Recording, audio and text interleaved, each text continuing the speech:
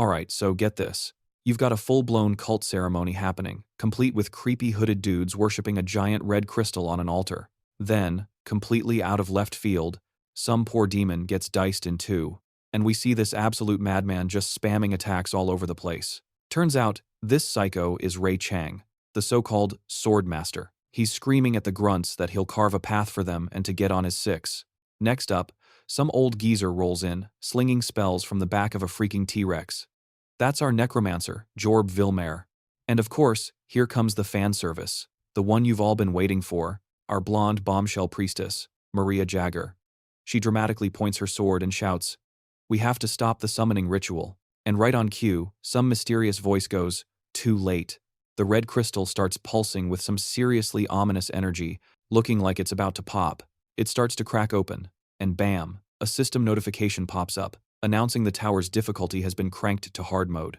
A massive explosion rocks the place, and some gnarly-looking creature crawls out of the crystal's remains. The system dings again. The tower objective has been updated. Everyone's just frozen solid, gawking at the new boss. Meet the Season 5 big bad, the Plague Elder. Honestly, he looks like a goblin they found in the Walmart clearance aisle, and in the blink of an eye, this dude is just swinging wildly, launching soldiers left and right. The system helpfully displays the new objective: eliminate the Plague Elder. Meanwhile, back in the meat grinder, the frontline cannon fodder is getting absolutely wrecked by tentacles. Yeah, they're all toast. Our healer in distress is sweating buckets, barely holding on against the Plague Elder's onslaught. The boss just keeps flailing those nasty tentacles everywhere, and just deleting the raid party. Ray, our sword master, is shaking in his boots, whimpering about not wanting to die before he just bolts. Some poor schmuck calls out to him, but he's already booked it like his life depends on it. Then, our great value Piccolo raises his blade and is all like, "And where do you think you're going, you little pest?" He lets loose a massive swing, completely obliterating the scenery. And just as Ray is about to be turned into red mist, someone swoops in and parries the Plague Elder's attack. The NPCs are all shook, suddenly realizing they've been saved because that guy is none other than the Hero King.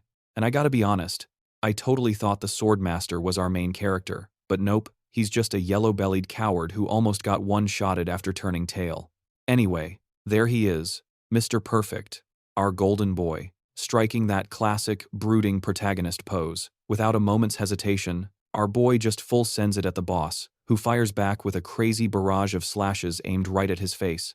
Channeling his inner Sung Jin-woo, he effortlessly parries every single one of Walmart Piccolo's desperate attacks.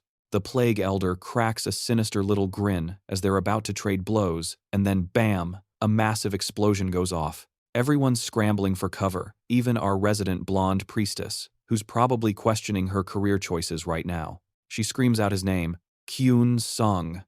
Wait, did she just call him son? I knew it. Of course, there had to be a Sung in his name somewhere. Anyway, while they're clashing, the Plague Elder gets all smiley. He's all like, "To think you dare attack me alone? What a fool. The so-called hope of humanity? The Hero King is about to drown in a sea of plagues," he declares, with this ridiculously smug grin on his face. Walmart Piccolo gloats that he's gonna die right there, with absolutely no one coming to save him. But our boy looks completely unfazed, like he's just listening to elevator music instead of a villain's monologue. He's more worried about keeping his true power level under wraps. He flashes this ultra-confident smirk and says, "Let's wrap this up." The boss, looking totally bewildered, has no idea what's even happening anymore. Out of nowhere, a massive lightning bolt smites the heavens, zapping down and completely obliterating our discount Namekian. The resulting shockwave has everyone bracing for impact all over again. George is just standing there, jaw on the floor, completely shook by what he just witnessed. And then the soldiers just erupt into a massive cheer, celebrating their victory, all while our boy stands in the eye of the storm, looking like a total Chad. With that, the system dings, announcing the Plague Elder has been defeated, and all players in the top 100 will get an equipment ticket of rare rank or higher. As for the top 10 players, they get a heroic rank ticket. But for our guy, obviously, it's a mythic rank ticket, because why wouldn't it be? He also snags a skill called Black Death and the title Elder Slayer, since he's the one who dealt the final blow. Then, in true hero fashion, he dramatically collapses to the ground, just laying there lost in thought. Thanks to me, he thinks, the world gets to survive for one more year. The scene then cuts to an interview. where they're gassing our boy up as the rank 1 hero for 4 consecutive years. They're calling him a hero among heroes, the king, you know, the whole 9 yards. He's just standing there with a blank stare while they take about 1,000 photos of him. This dude is clearly a celebrity. I mean, there's a little girl hugging a plushie of him and some guy selling bootleg shirts with his face on them. Back at the interview, someone asks if he'd like to share a few words with all the heroes present. Maria instantly grabs his arm, practically begging him with her eyes to say something polite. She clasps her hands together, praying he doesn't mess this up. She's basically telling him, this is a live broadcast, so for the love of all that is holy, don't screw this up. But apparently, the place is absolutely swarming with a who's who of so-called heroes. Maria is sweating more than a gamer in the final boss fight after 5 minutes. And it turns out this whole spectacle is happening at the UN in Geneva, Switzerland. With a grin, our boy snatches the mic and says something that would absolutely get this video sent to the Shadow Realm if I repeated it, then tops it off by saying his whole hero gig is just for the cash. Instantly, the entire room is shook. Maria looks like she's about to have a system failure. He slams his hand on the table and declares, I've been sick and tired of this for a long, long time. Doing everything by myself is just too much. Then, in the next chapter, we get the origin story. The world suddenly got a system update, turning into a game as countless towers shot up into the sky. After just a few days, monsters started pouring out of them, beginning the great human deleting event. A colossal goblin swings its blade, and everyone pretty much accepts that this is the apocalypse.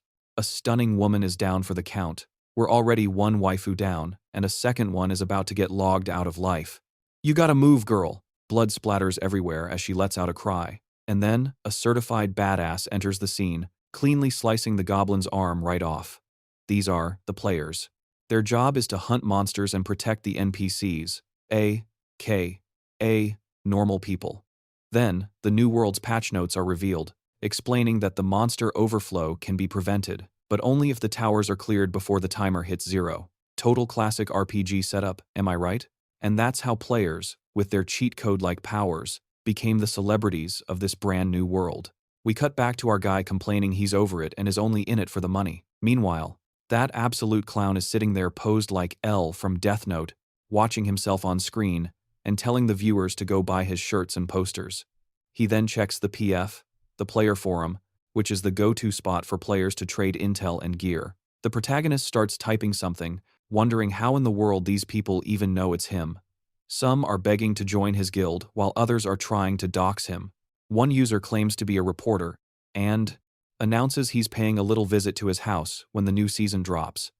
Our boy stands up, peeks out the window, and sees the place is crawling with reporters, the one thing he absolutely can't stand. He strolls out with ultimate Chad energy, hands coolly in his pockets, and a reporter immediately rushes him, asking how he's going to tackle the new season and what he meant by being tired for a long time.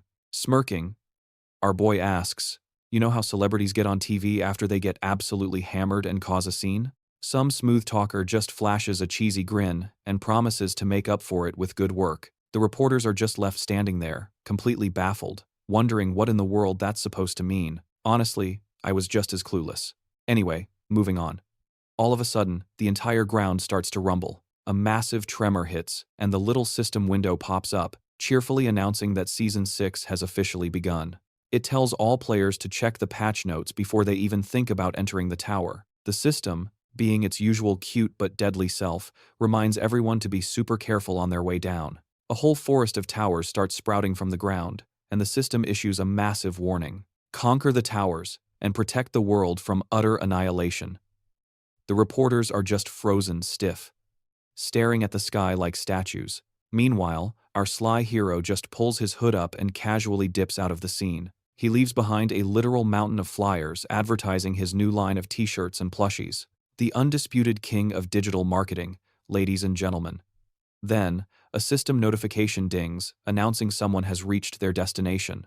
And of course, our boy is already there, complaining that there's not a single soul in sight. He's just grumbling about how the first day of the season is always a total ghost town. Then, a whole squad of elders materializes, laughing their heads off and showering him with blessings. The bald dude with horns is the Elder of Steel, and the frosty, blue-haired elf is the Elder of Ice. And our guy is just standing there, awkwardly scratching his cheek while they pump him full of all kinds of overpowered buffs. So apparently, There are these god-tier beings who watch the players like it's their favorite reality TV show. And the more you troll and mess around, the more these elders absolutely adore you, rewarding your chaos with completely game-breaking blessings. It's just like that time he pulled that stunt during the UN interview. You know, when he clowned on all the big shots? That very same day, the Elder of Gold absolutely lost it, laughing like a madman, and granted him the blessing of the legendary gacha. Basically, this cranks our boy's luck stat to the absolute max for his next 3 gacha pulls, guaranteeing him at least one legendary tier reward. This is, without a doubt, completely busted, people.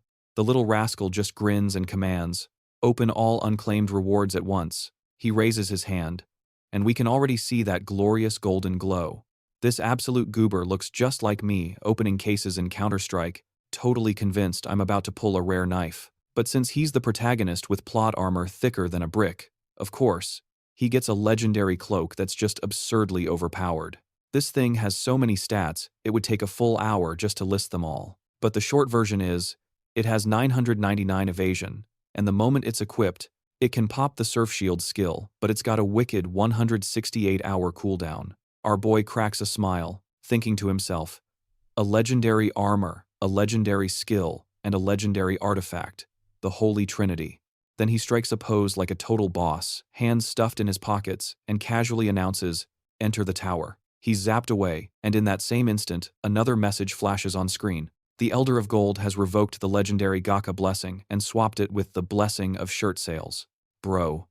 I need a divine sponsor like that looking out for me. He lands in the tower just as a giant green foot stomps down and an orc bellows at the top of its lungs. Kill the human. Our dude has arrived at the Moonblood Orc Tribe Tower, Tier 3.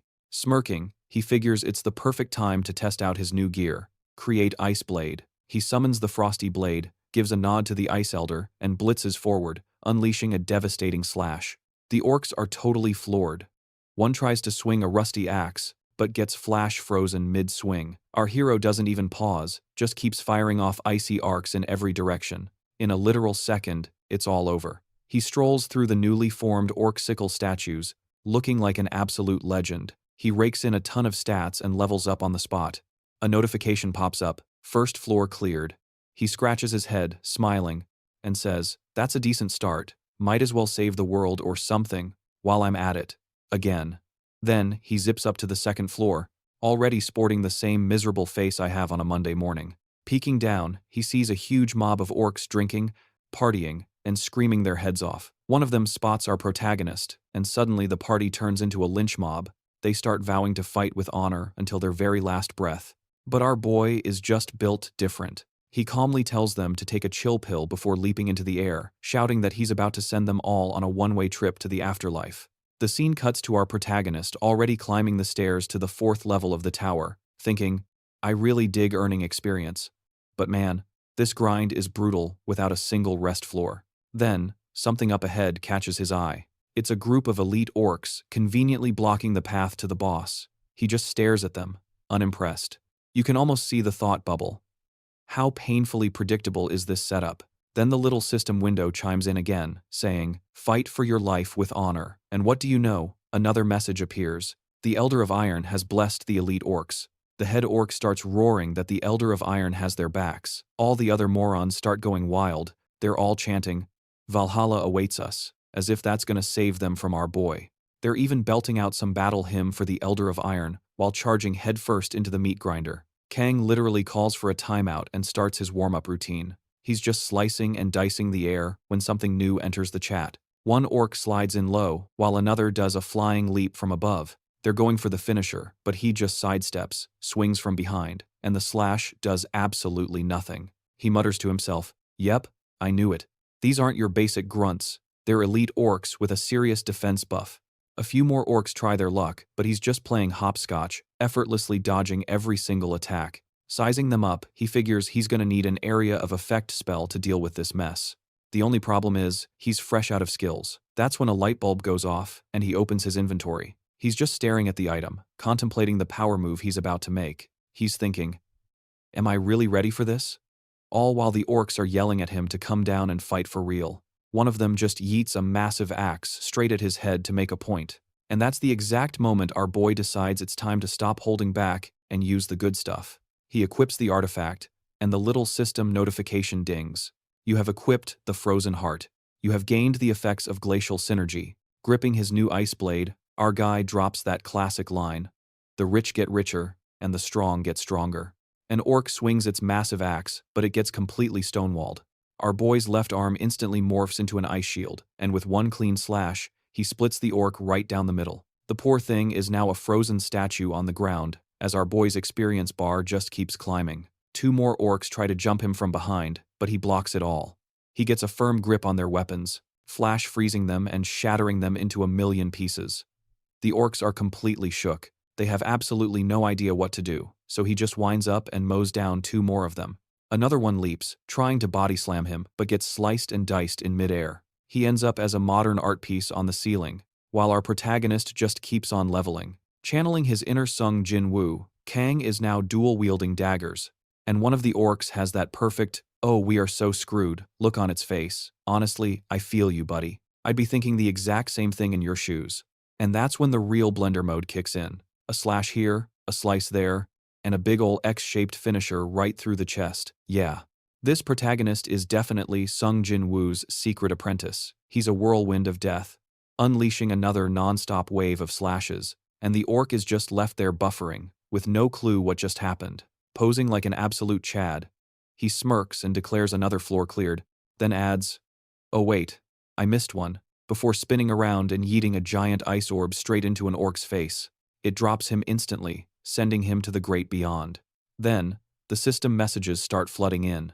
You have cleared the elite floor. He starts racking up random skills, and -1,000 achievement points. Using the poor orc's back as a footrest, he commands, "Open skill box." A flash of blue light blinds the area, and his grand prize is a common skill. He lets out a huge groan of disappointment, complaining that he was totally expecting a legendary drop. Aim thrust. It basically turns a physical skill into an armor-piercing attack. Walking ahead, he shrugs. A common skill, huh? Well, I guess it's better than nothing. Equip skill. He then summons a gate and steps into what looks like the tower's central hub. A voice greets him with a compliment on still being in one piece. Our boy shoots back that she doesn't sound too happy about it. The little elf girl just grins. "Not at all. I need you breathing so I can sell you more stuff." She checks his balance and says, 1,600 points. That's a fat wallet. You'd better spend it before you get yourself deleted. This is Automata, the shopkeeper, a creation of the Elder of Machines. The protagonist asks to see her inventory, and she immediately starts pushing various card packs on him, promising he might just pull a legendary one from the gacha. Don't fall for that lie, kids. It's the same one I tell myself every time I open a case in CS2. After that, PSA, the protagonist wisely only spends 300 points on one speed potion and one fire potion. He's already walking away while Automata is in the background, screaming for him to buy her loot boxes. But our boy, a master of ignoring temptation, just covers his ears. He's all like, "Sorry, can't hear a thing." And just then, boom, the system UI pops right up. It announces he's just entered the boss floor. He looks up at the boss, who declares, "It's go time." In the blink of an eye, the boss closes the distance and is right in his face, launching a massive attack, which he barely blocks with a magic barrier. But the barrier cracks and shatters, leaving our boy completely stunned. He jumps back, thinking, this guy is an absolute unit. The other orcs were like garden gnomes compared to him. He quickly snags the fire potion and hurls it straight at the boss's ugly mug, engulfing everything in flames. Looks like we're having extra crispy orc for dinner tonight. Or maybe not, since the boss is basically a walking fire extinguisher, canceling all fire magic. But our little sneak is already right up in his business, going for a nasty surprise to the back of its neck. He brings his blade down in a lightning-fast vertical slash, carving a massive gash straight through the boss's torso. Our boy flashes a cocky smirk, all like, "Heh, not a bad warm-up." Then some nasty green goo splatters on the floor as the boss growls. "You think it's over?" It lets out a roar and pops its roid rage skill. Kang just glances over his shoulder with a grin, muttering that he loves a good challenge. The boss goes full-on beast mode, and our guy casually throws up a shield. And with maximum sarcasm, he deadpans, "Oh wow, if that totally scary shockwave had actually hit me, I'd be super duper dead right now." The boss, not getting the joke, charges in again, landing a double whammy that obliterates the shield. But Kang just hops back, starting a freaking countdown. He's just casually dodging and weaving while counting down from 113. He leaps out of the way, dodging another attack. 59. 3. 2. Then snatches that fire potion bottle off the ground. On one, he yeets the bottle. Ding! And strikes a pose perfect for his next profile pic. Looks like the roid rage wore off right on schedule, and the boss collapses with a brand new hole in its chest. And here it comes. The classic system message spam. He's cleared the orc tower and is about to get a boatload of rewards. But out of all that sweet, sweet loot, the real prize is the Aspect skill card pack. It's a total crapshoot. Could be a legendary skill, could be total garbage. He says the magic words. Poof, a common skill. He just stands there, looking completely unimpressed, because he just got a lame-o skill called Ice Projectile. After giving it a quick look, he mutters about how much this game sucks and just pieces out. Next up, we're in the Tower of Dark Sadness. Seriously? What a lame name. Come on, author, you can do better than that. Please. A bunch of demon minions are swarming our boy, but he's just standing there like a statue, charging up a skill. And then he lets his new toy rip on the unsuspecting mob. He throws his arms out wide, declaring his undying love for skill grinding. A skill up notification flashes, and the system chimes in that Wave 2 is on its way. An entire army of angry purple demons pops into existence, looking ready to turn our hero into a fine paste. Kang just grins and goes, "Hang on a second, fellas. I'm about to give you exactly what you're asking for." Swoosh. A flash of blue light tears through absolutely everything. Skill leveled up. Again. Then some new voice calls him a filthy heretic. Our boy just stands there, watching the show. And that's the cue for the Devil Bishop, this tower's big bad, to make his grand entrance, proclaiming he's about to offer Kang's blood to the Demon King. But the bishop, who looks like a total goon, just points a finger and screeches, "Get him! End him!" But before his goons can even twitch, they're instantly diced and sent flying across the room. The boss spins around, looking utterly clueless, and our guy doesn't even hesitate. He gives him a taste of the blade, too. By the time the bishop gets a look, it's game over. He's been turned into a human popsicle, frozen solid. Our hero strolls up to him, musing, "Well, this is just perfect. A prime opportunity to test out some new skills. For instance, just how many ice weapons can he conjure up at his current power level?" He summons a handful of icy spears and kicks off his own personal game of darts, launching one after another at the bishop, who just stands there taking every single shot until he looks like a block of Swiss cheese. But there's still one spear left. He puts everything he's got into the final throw, and the bishop is completely atomized into nothingness. Naturally, the notification windows start popping off. He scores another random equipment box and casually tells the system to pop it open. The prize? Some basic, common tier armor. He's like, "Nah, I'm good," since he's already rocking a legendary set. Stroking his chin, he casually notes that he barely felt a difference in power, even when juggling 8 ice blades at once. Just then, a brand new message flashes into existence. "Confront your shadow." He glances over and is greeted by a massive event window. The gist is, the world of the towers is run by a bunch of factions, all headed by these so-called elders. These groups are constantly trying to recruit players to beef up their own power and influence, and in return, players can grind out faction quests to rake in some seriously sweet rewards. It seems our boy hit accept without a second thought, because we're instantly teleported to a meeting of the Shadow Council. And what do you know? He's apparently already a member, because one of the cloaked figures says they remember him. Another one chimes in with, "Will you face your shadow and once more merge with our most profound secrets?" Our hero just stands there, processing the overly dramatic question. He thinks to himself that the Shadow Council is definitely a good gig, but then he finally speaks. "Look, you guys know I'd love to join, but let's be real. You've made a lot of enemies out there." A guy who looks like a budget Grim Reaper replies, "Our cloak shall be your shield. Have you forgotten the power we wield?" To which our boy coolly replies that he hasn't forgotten a thing. "And that's precisely why I'm hesitating." The man then asks, "Then tell us, what is it that you desire?" That's the magic question our boy was waiting for. He cracks a smirk, thinking there's no way he's doing this for free. He puts out his hand and declares that he wants the legendary Beast of Shadows. And to top it all off, he demands a rare dark skill card. The Shadow Crows look like someone just let the air out of them, completely at a loss for words. One of them finally hisses, "Don't get too full of yourself, mortal. You mortals are nothing but." But Ken just cuts him off mid-sentence, like, "All right, Whatever you say, pal, it's been real, hope we never see each other again. Later, just as he's about to leave, a voice from the back calls out for him to wait. Then, out of nowhere, a shadowy cat appears. And you gotta admit, it's pretty darn cute. Even if it is a creature of pure darkness. Am I right, fellas? Team Cat for life. It pounces toward our protagonist, and a system message pops up. You've received the Beast of Shadows. On top of that, he unlocks a special achievement, Hidden Adoption. The Shadow Beast sits at his feet, looking proud as punch, and cool as hell. He also banks a whopping 100,000 achievement points. Okay, seriously, the author is just breaking the game's economy at this point. Kang is all smiles, petting his new kitty when another reward appears. The rare skill, Shadow Blade. The Crow Elder, looking totally defeated, asks if that's all he wants. Check out that smug grin as he says, "Fantastic. You can count me in for the Shadow Council." The scene then switches to our boy having a good stretch, saying, "Man, this season is off to an amazing start." He even thinks he might take a little break.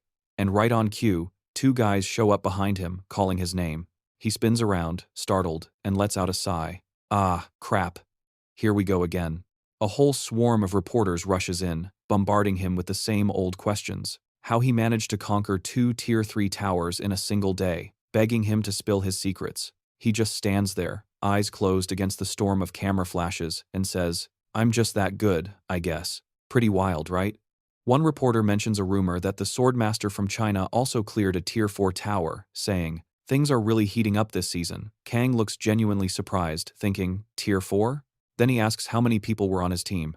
The reporter explains that the Swordmaster was with 5 veterans from the Chinese guild, but 4 of them ended up taking a dirt nap. Crossing his arms, our boy remarks that the guy must have a PhD in using his pals as meat shields. One of the reporters, shocked, asks if he's suggesting the Swordmaster is intentionally using people as disposable pawns.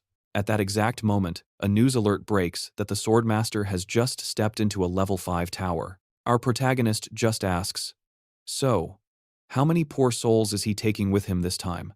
They reply that he went solo. He crosses his arms again, muttering about someone being way too hyped for the first day. He's thinking to himself that this entire strategy is just plain stupid. Why would anyone dive headfirst into the towers at the start of the season? That's exactly why the smart players are out there grinding for skills and items, and the necromancer is off handling his own business. Still lost in thought, he muses, the Swordmaster must have snagged some ridiculously overpowered loot from that level 4 tower. The reporters, giving him 0 personal space, immediately start hounding him about his thoughts on the Swordmaster. Scratching his ear with the most unimpressed look you've ever seen, he deadpans, "The Swordmaster is a complete and utter idiot." The reporters are absolutely floored. They stammer, asking if he's not even going to try competing with this idiot master. He just raises a hand and says, "I guess you guys don't really get me yet. I'm an idiot too, but I'm the kind of idiot who actually wins." Stunned into silence, the reporters beg him to take back his words. Completely changing the topic like they don't even exist, our boy asks who can give him a lift to the level 5 tower. The scene snaps to him stepping onto a glowing golden teleporter. All of a sudden, a bunch of system windows explode into view, announcing that a betting pool has just started among the elders, hosted by none other than the Elder of Jesters. The Monarch of Frost throws down a massive bet in his favor, adding a little message, "Don't let me down." Welcome to the Tower of War, where a legendary, large-scale defense battle was about to go down. The rules were brutal. Players couldn't be on the same team. The objective of this raid? Simple. Just win. Our boy already knew the Swordmaster was going to be here. This was the perfect trap he'd been waiting to spring. The second he confirmed it, he jumped into the tower without hesitation. He's immediately greeted by a system notification. The bloodthirsty Cavalith Empire is on a rampage and has pushed all the way to the main fortress of the Rhodia Kingdom. The entire outcome of this legendary clash now rests on your shoulders.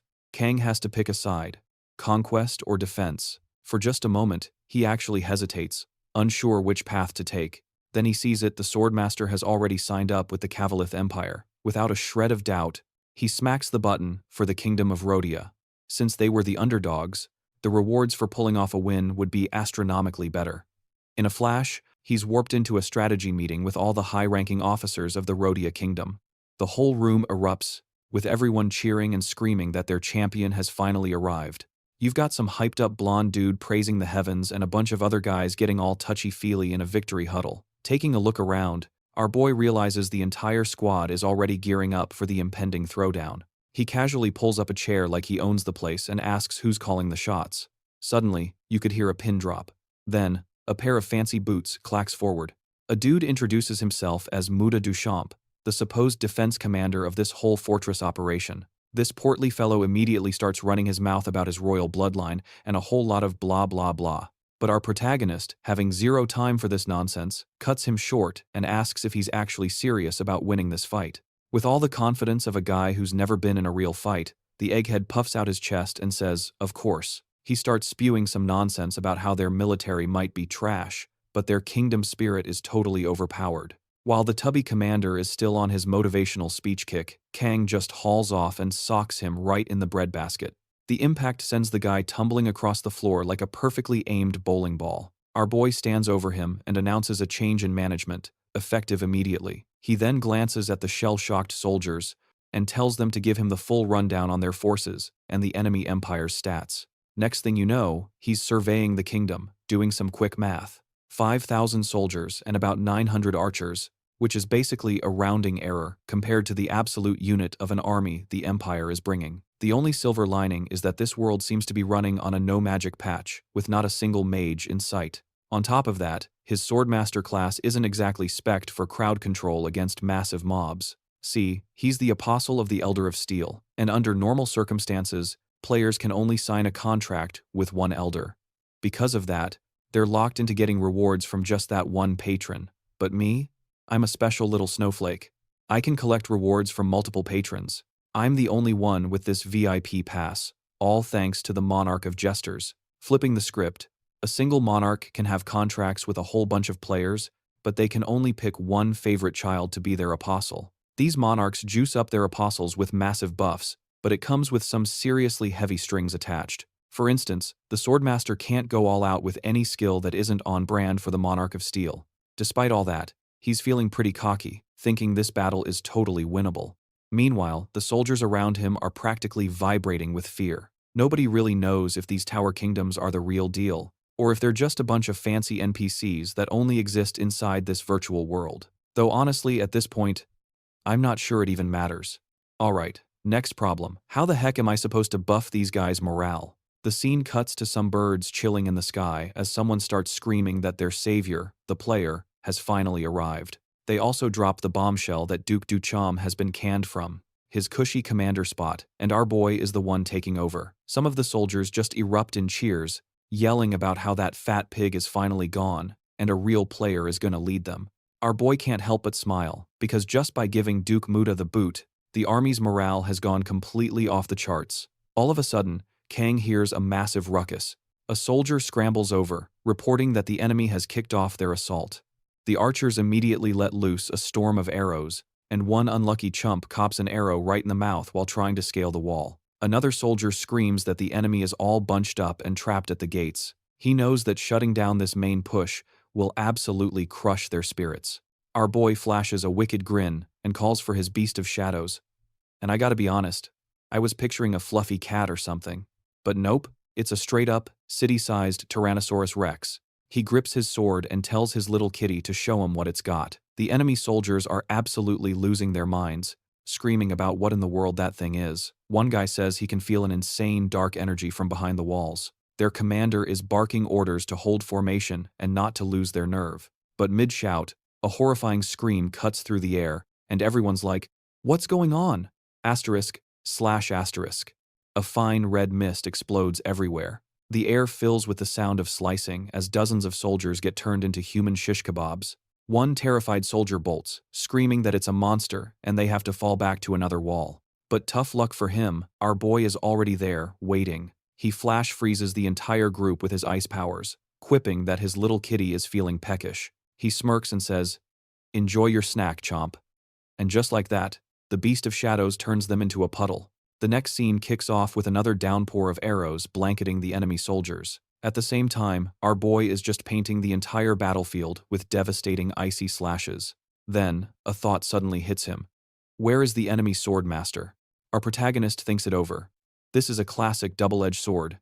It's fantastic for jacking up his army's morale, but it also paints a giant bullseye on his back for the other player. A soldier yells that the enemy player is fighting right up on the front lines. However, this isn't a fight to the death. Like any game worth its salt, this tower has its own rulebook. When one player gets owned by another player, the loser is simply ejected from the tower and their run gets a big fat fail stamp. Players can't permanently delete each other inside the towers, but the tower itself? Oh yeah, it can definitely end a player's run for good. Our boy thinks to himself, yeah, not a chance I'm kicking the bucket here, but that doesn't mean I'm just gonna roll over and take this. His face hardens as he goes, oh, so we're playing for keeps, huh? And just like that, he unleashes a literal hurricane of steel on the enemy grunts, mowing them all down. He's getting annoyed, thinking, seriously? Is this Swordmaster dude just gonna chill until all his minions are toast? Then, the battlefield gets weird, as all the swords start acting possessed. One of his allies looks up, his eyes wide, and screams, the swords. They're moving by themselves, and right on cue, every single blade on the field zips straight for our hero. He's already processing it, realizing the Swordmaster is pulling some high-level sword telekinesis shenanigans. He's kinda impressed, wondering how this chump managed to get his hands on a heroic tier skill. Did he get lucky? Or did the Monarch of Steel just hand it over? He thinks, launching himself into the air. He effortlessly dodges a blade aimed for his face, weaving through the deadly swarm of steel like it's a dance. He'll give him this. The guy definitely did his homework. A smirk plays on his lips as he says, but I wasn't just twiddling my thumbs, you know. He touches down, unleashing his shadow power and obliterating a wave of swords that dared to get close. He scoffs at his opponent and says, a little late to the party, pal. I already maxed out my Shadow Blade skill. The enemy soldiers start freaking out, screaming, it's the player! He's here! He's the one from the Cavalith Empire, the Emperor's champion. It clicks for our hero. This whole song and dance is just for him. The enemy grunts, however, start getting a second wind, shouting that the tide of the battle is finally turning. Our guy just smirks at their delusion as he summons his ice sword, muttering, you're gonna need a much bigger army to even scratch me. He plunges his blade into the earth, knowing the Swordmaster's little trick has a glaring weakness. The more swords he controls, the weaker each one gets. As he preps his counter, he says, nice try, but that's not gonna fly. He grins, and a massive shield of energy pops into existence. In the next instant, we see the Swordmaster scrambling to defend against the counterblast. His own shield shatters instantly, sending him flying backward, while our guy just stands there looking like an absolute unit. He then lays into the guy, saying, did you seriously think that little parlor trick was enough to take me down? Really? It never even occurred to you to just, I don't know, aim that sword storm of yours at the fortress? Anoi, the Swordmaster, coughs out. Do you even understand the victory conditions of this tower? Even if we leveled the fortress and wiped out every last soldier, the only way the Empire wins is by taking times you times out. To which Kang replies, so you knew all that and times still times picked their side. Let me guess, you think you're the hero who's gonna stop me? The Swordmaster starts preaching about how a hero's sacred duty is to protect the world, and how a piece of trash like Kang could never possibly get it. His face getting redder by the second, he screams that Kang is unworthy of the title Hero King. Kang just scoffs and shoots back, guess your own guild members didn't make the cut for that world you're supposed to be protecting, huh? Totally triggered, the Swordmaster lunges at him, roaring, I'll make sure you don't die a peaceful death. Our boy just grins and says, oh, don't you worry. I've got no plans to check out before you do. He throws up an ice shield to block and immediately counters. The Swordmaster yells that cheap tricks won't work on him, but then his senses scream as he feels something pop up right behind him. He whips around in a flash, his blade already glowing, totally ready for a fight. He knows the big shots are watching, and looking like a fool here would be a career ender. Kang just turns back with a smirk and goes, nah, I'm not fighting you. And with that, he bolts in the complete opposite direction. The Swordmaster is just standing there, completely baffled. Like, where the heck is he going? And then, the horrible realization dawns on him. Kang's big, flashy entrance wasn't some morale-boosting stunt for the soldiers. Our protagonist is making a beeline straight for the enemy command, who are already freaking out and scattering. The Swordmaster slams his foot on the gas and tears after him, screaming his head off. Stop him! Stop that man right now! Cut to the commander's tent, where you can just hear soldiers outside screaming about some monster and telling everyone to bail. The commander, looking both ticked off and totally lost, demands to know what all the racket is about while his guards try to tell him to chill. And then, bam, our boy crashes right into the tent, all like, "There you are." With a killer glint in his eye, he adds, "There's more than one way to clear a stage." And he winds up for the final blow. In the next chapter, the soldiers are losing their minds as Kang blitzes forward, and with one clean horizontal slice, he separates the commander into two easy payments.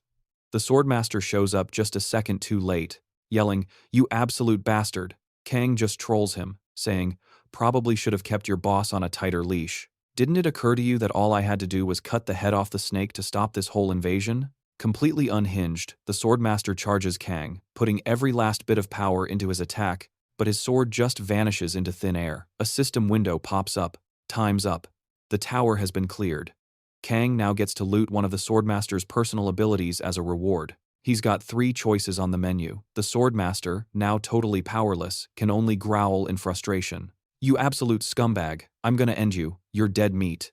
But Kang just keeps poking the bear, casually yoinking the swordmaster's ability while saying, "Oh, you want me to take this? Well, if you insist." And just like that, the system window flashes. You have successfully stolen the skill Sword Telekinesis and acquired the metal synergy effect. Absolutely fuming, the swordmaster completely loses it, screaming, "This ain't over, you hear me, Kang?" But with a smirk, our boy just thanks him for the gift and says he can't wait to see what skill he gets next. With that, the scene changes. We're suddenly in what looks like a dream sequence. A single mask clatters to the floor as our boy witnesses a vision he's seen before. The system's voice echoes, speaking of a boy with many faces and many talents, while Kang just stands there, stone-faced.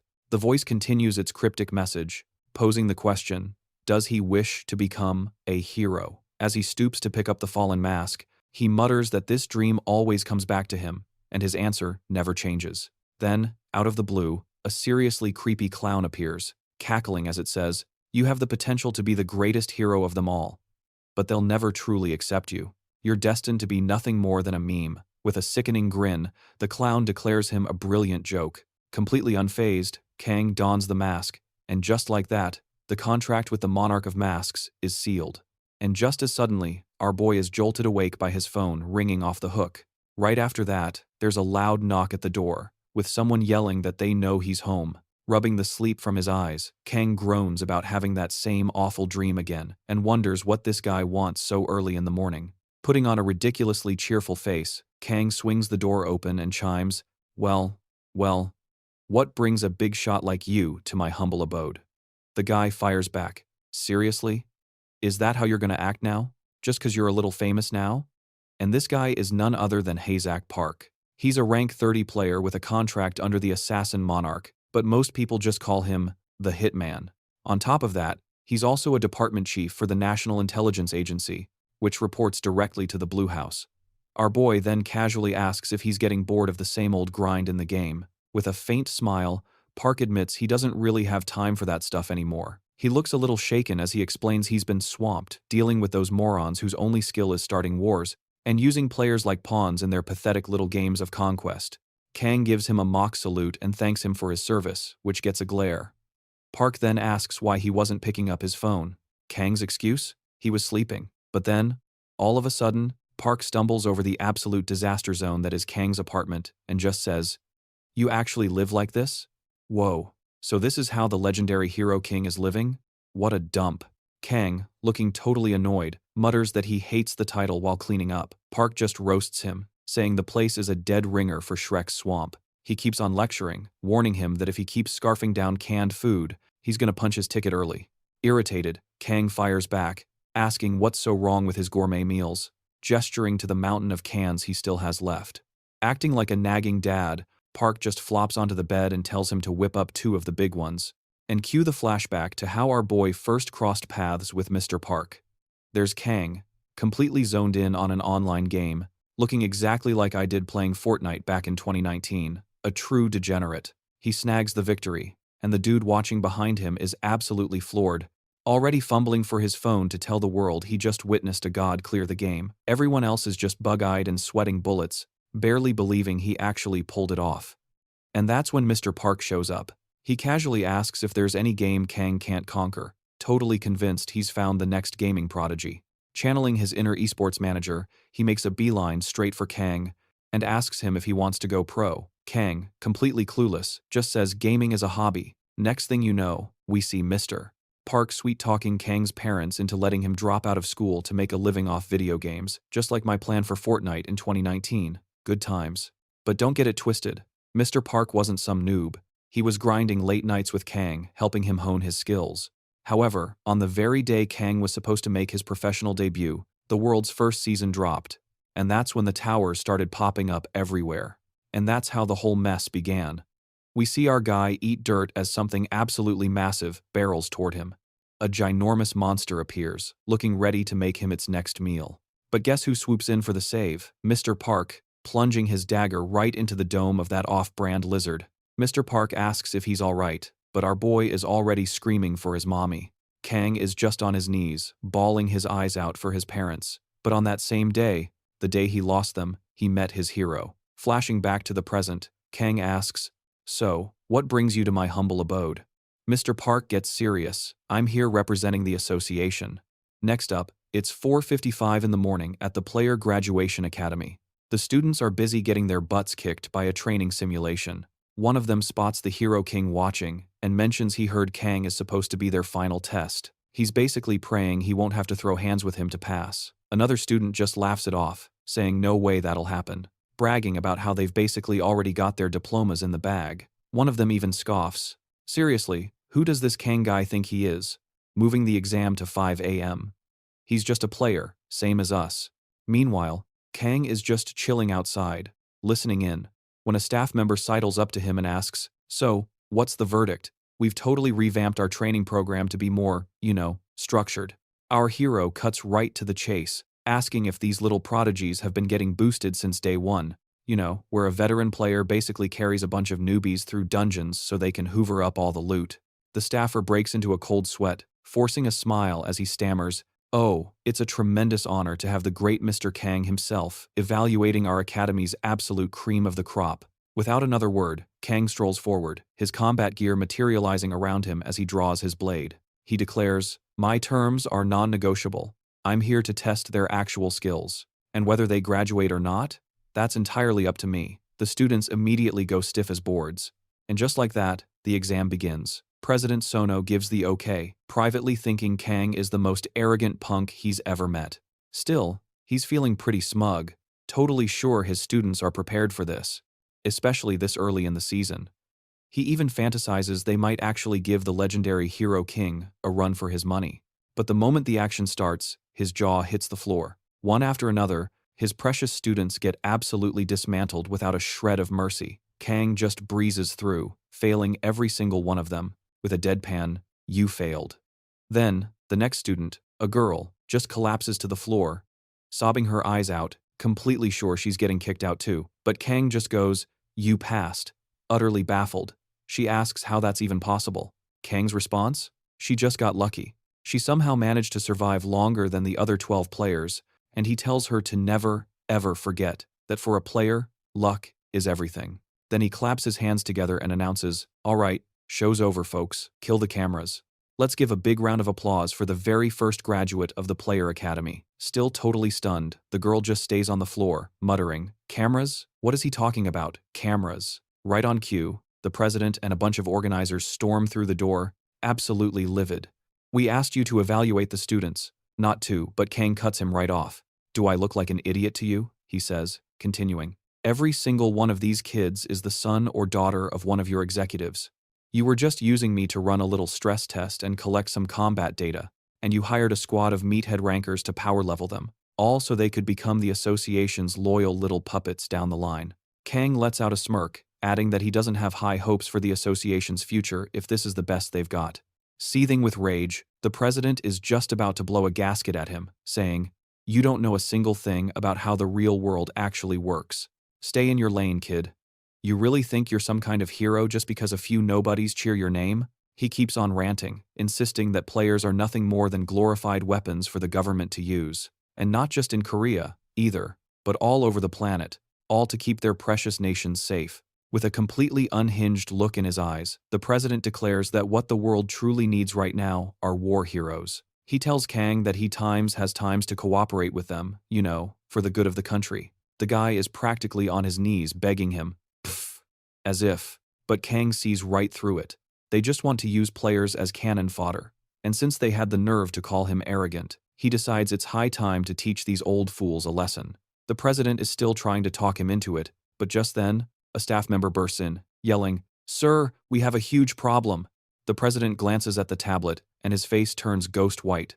Kang, smirking, just says, "Well, would you look at that? Seems like your little academy is about to go out of business." The president loses it, demanding to know how the video of the students got leaked. Our protagonist just casually replies, "Did you forget? I've basically got the entire intelligence department wrapped around my finger." The comment section under that leaked video is an absolute train wreck. No one with a single brain cell would ever enroll there again. The president is trembling like a chihuahua in a snowstorm, completely and utterly floored. Kang just shrugs, saying he only did what was necessary. And right on cue, the system pings with a notification. His provocation level has increased, and the Monarch of Masks is mighty impressed. As a reward, Kang snags a little gift box. Without missing a beat, he struts out of the building and runs straight into Mr. Park, who thanks him but then asks, "Are you absolutely sure it's okay for the intelligence agency to pull a stunt like that? Won't they get punished for leaking the video?" But Mr. Park explains that the government was already sick of the association. Turns out, this wasn't the first time the two groups have clashed. Kang says, "That's a relief. Hey, since you're here, how about you give me a ride to the tower?" Mr. Park asks, "Which one?" And Kang coolly replies, "The level 5 tower." The moment they arrive, the system interface lights up, instantly displaying the mission coordinates. The objective is to escort a caravan and make sure its cargo gets to the final destination in one piece. Kang gives Mr. Park a casual wave goodbye. Next thing you know, he's in the middle of the Oasis Desert. A group of warriors is getting absolutely pummeled by vicious monsters, about to be wiped out, when Kang makes his grand entrance, swooping in to save them all. Welcome to the realm of the towers, folks. Players always have the best timing, showing up right in the nick of time when all hope seems lost. It's how they build their legends, becoming saviors in the eyes of the people. And right on cue, Kang unleashes a storm of blades, tearing through the creatures and wiping every last one of them off the map. Then, trying way too hard to make a grand entrance, he strolls over to the warriors and drops a one-liner, "Guess who's here?" But all he gets back are blank, confused stares. So, he tries again. "A visiting player. Just call me Apostle whenever you're in a pinch." The warriors absolutely lose it, cheering like crazy and shouting, "The God of Light has blessed us. He's sent someone to protect us." Meanwhile, Kang's thinking, "God of Light? Uh-oh, this is gonna get complicated." So he asks them, "All right, besides these overgrown bugs, is there anything else I should be worried about out here?" One of the warriors replies, "We're currently in the territory of the Divine Kingdom, so the presence of heretics isn't an issue. Besides, we're super close to our destination, just a 3-day journey from here." Frustrated, Kang mutters to himself, 3 days? I seriously should have just taken that nap." A warrior, noticing his despair, asks if something is wrong. But seeing another wave of monsters on the horizon, Kang puts on a brave face and says, "Nah, it's nothing. You guys go get some sleep.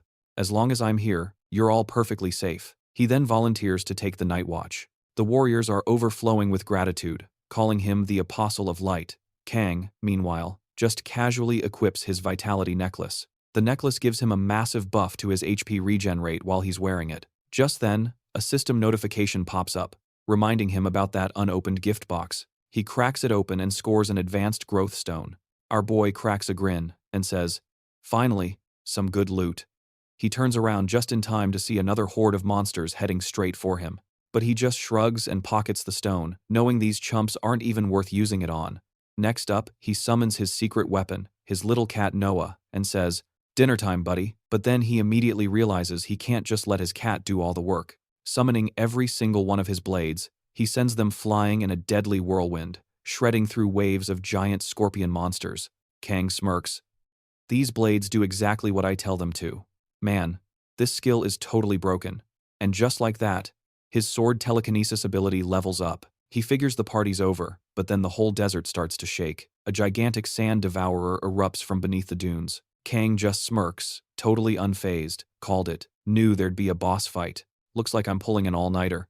But before he can even make a move, Noah pops up with a wild look in his eyes. The little cat uses his own telekinesis to slam the massive beast into the ground, and Kang finishes the job in the blink of an eye. And what do you know? His skills leveled up again. Now he's got telekinesis and ice blade materialization. So, the crew continues their lovely little stroll through the desert. Kang turns to the soldiers and casually asks if there are any big-shot knights with them. One of them answers, yes, brave knights who also serve the god of light. Our boy, completely unimpressed, asks, oh really? And where exactly were these brave knights last night? The warrior explains that their number one job is protecting the cargo. Amused, Kang thinks to himself, even in all this chaos, their main concern is a box. So he asks, which order do they belong to? The soldier replies, the Crimson Crossmates. A sly grin spreads across Kang's face as he says, well then, whatever is in that carriage must be insanely valuable. The soldier's face hardens. That is none of your concern. I suggest you focus on your so-called divine purpose instead. It suddenly clicks for our hero that they didn't just hire knights who can use aura hearts, but they also summoned him, the legendary Apostle of Light. Yeah, this whole situation is way more complicated than he thought. He tells the soldier that this just makes him even more curious. One of the other warriors, clearly about to pee his pants from the tension, says there's no need for all this. And in a flash, Kang yanks him close, shielding him with ice while screaming, we're under attack! Get down! It's the heretics, playing cowboys on horseback and slinging arrows. How in the world did these guys even sneak into sacred territory? They're using hit-and-run tactics. Let's see how the A-team handles this, Kang mutters. The knights start barking orders. Protect the carriage at all costs. Maintain formation and activate the aura shield.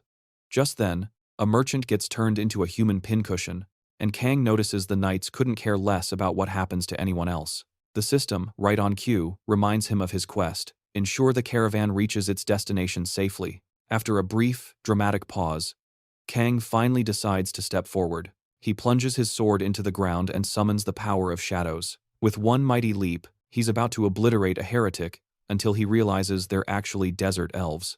On the next episode, Kang senses an attack coming and throws up his shield, but the arrow blasts right through it. He instantly realizes these new foes can use aura, too. An elf charges at him, screaming, die, heretic! Kang blocks the attack and suddenly remembers that these people serve a very particular monarch. Shoving his blade right up to the elf's chin, he gets straight to the point. Spill it. What's in the carriage? The elf, grinding his teeth, calls him a lowlife and swears he's not saying jack. Then he goes full-on martyr mode, screaming at his boys to rain fire on our MC, telling them not to sweat the collateral damage, namely, him. Without a second thought, the cannon fodder let loose a literal hurricane of arrows.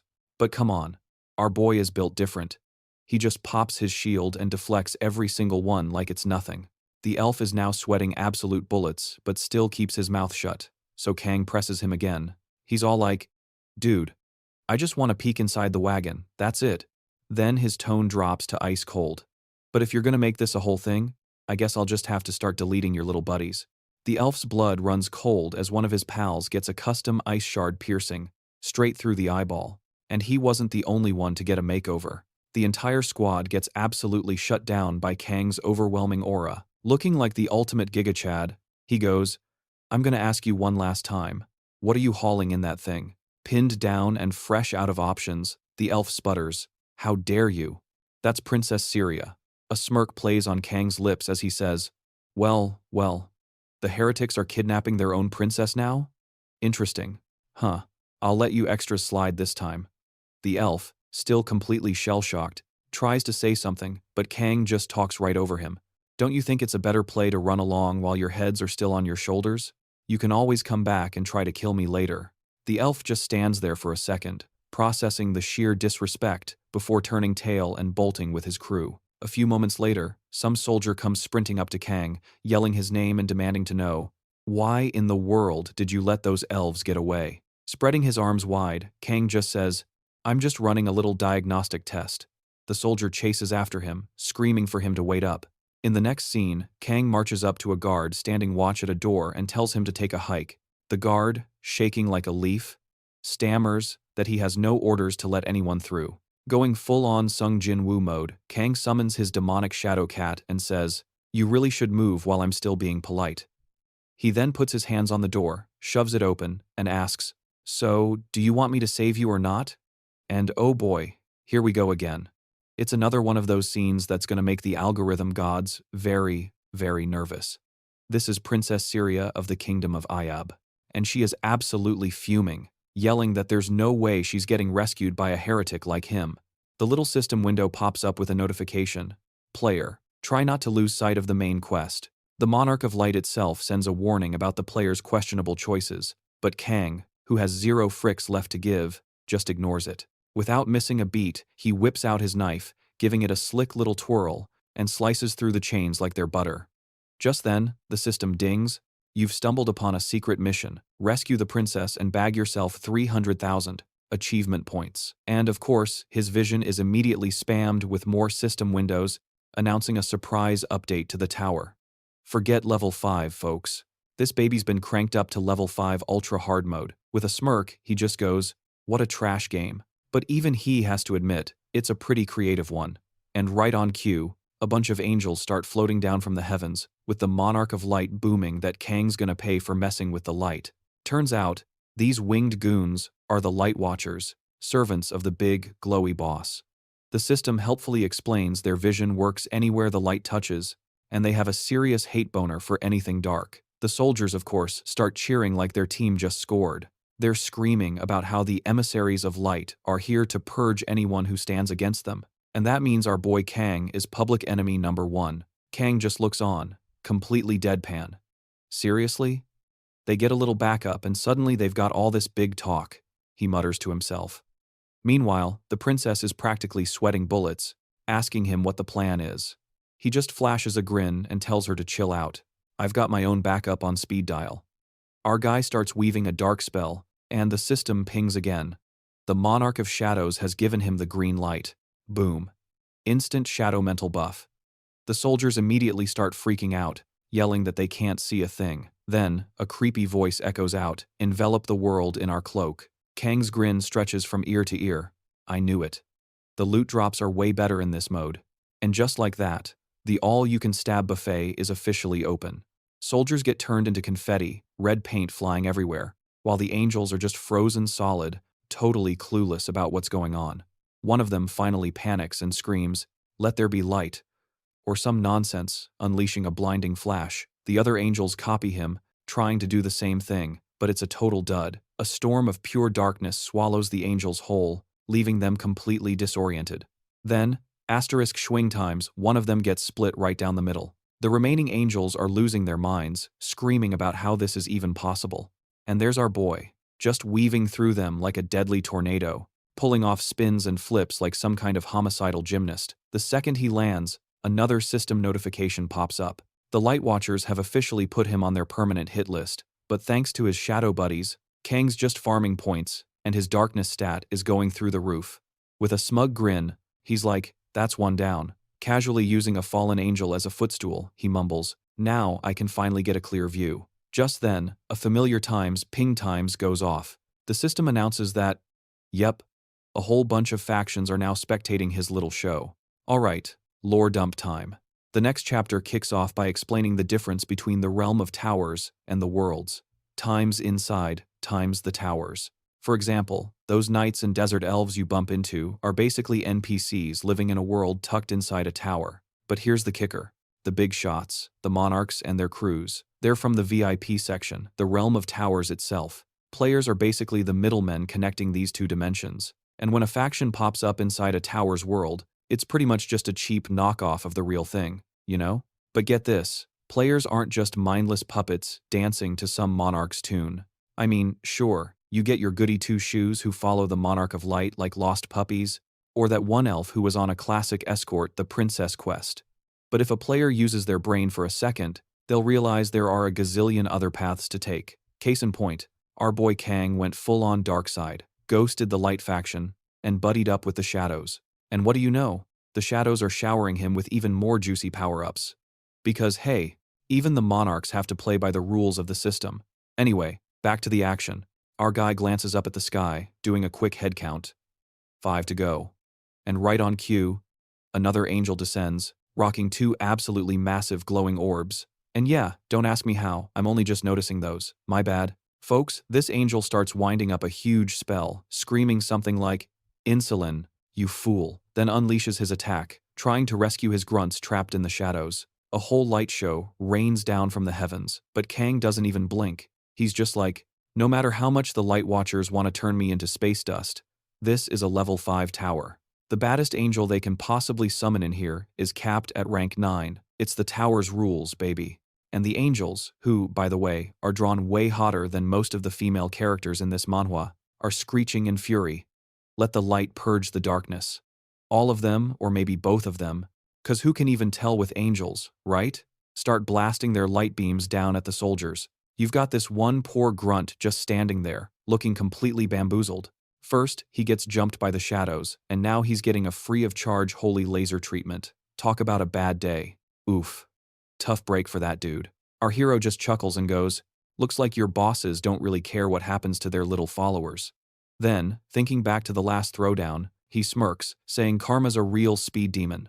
Our guy figures that maybe, just for a second, they can actually bring a little sunshine to this gloomy mess. And right on cue, he pops his Shadow Mantle skill and just full sends it straight at the angels, yelling, "You really shouldn't have looked down on me." He weaves right through their holy laser show, and smack in the middle of this absolute disaster, the princess is just frozen stiff with fear. Next thing you know, she lets out a gasp as Kang swoops in, scooping her up like a damsel in distress. He gently puts her down and whistles for his shadow cat.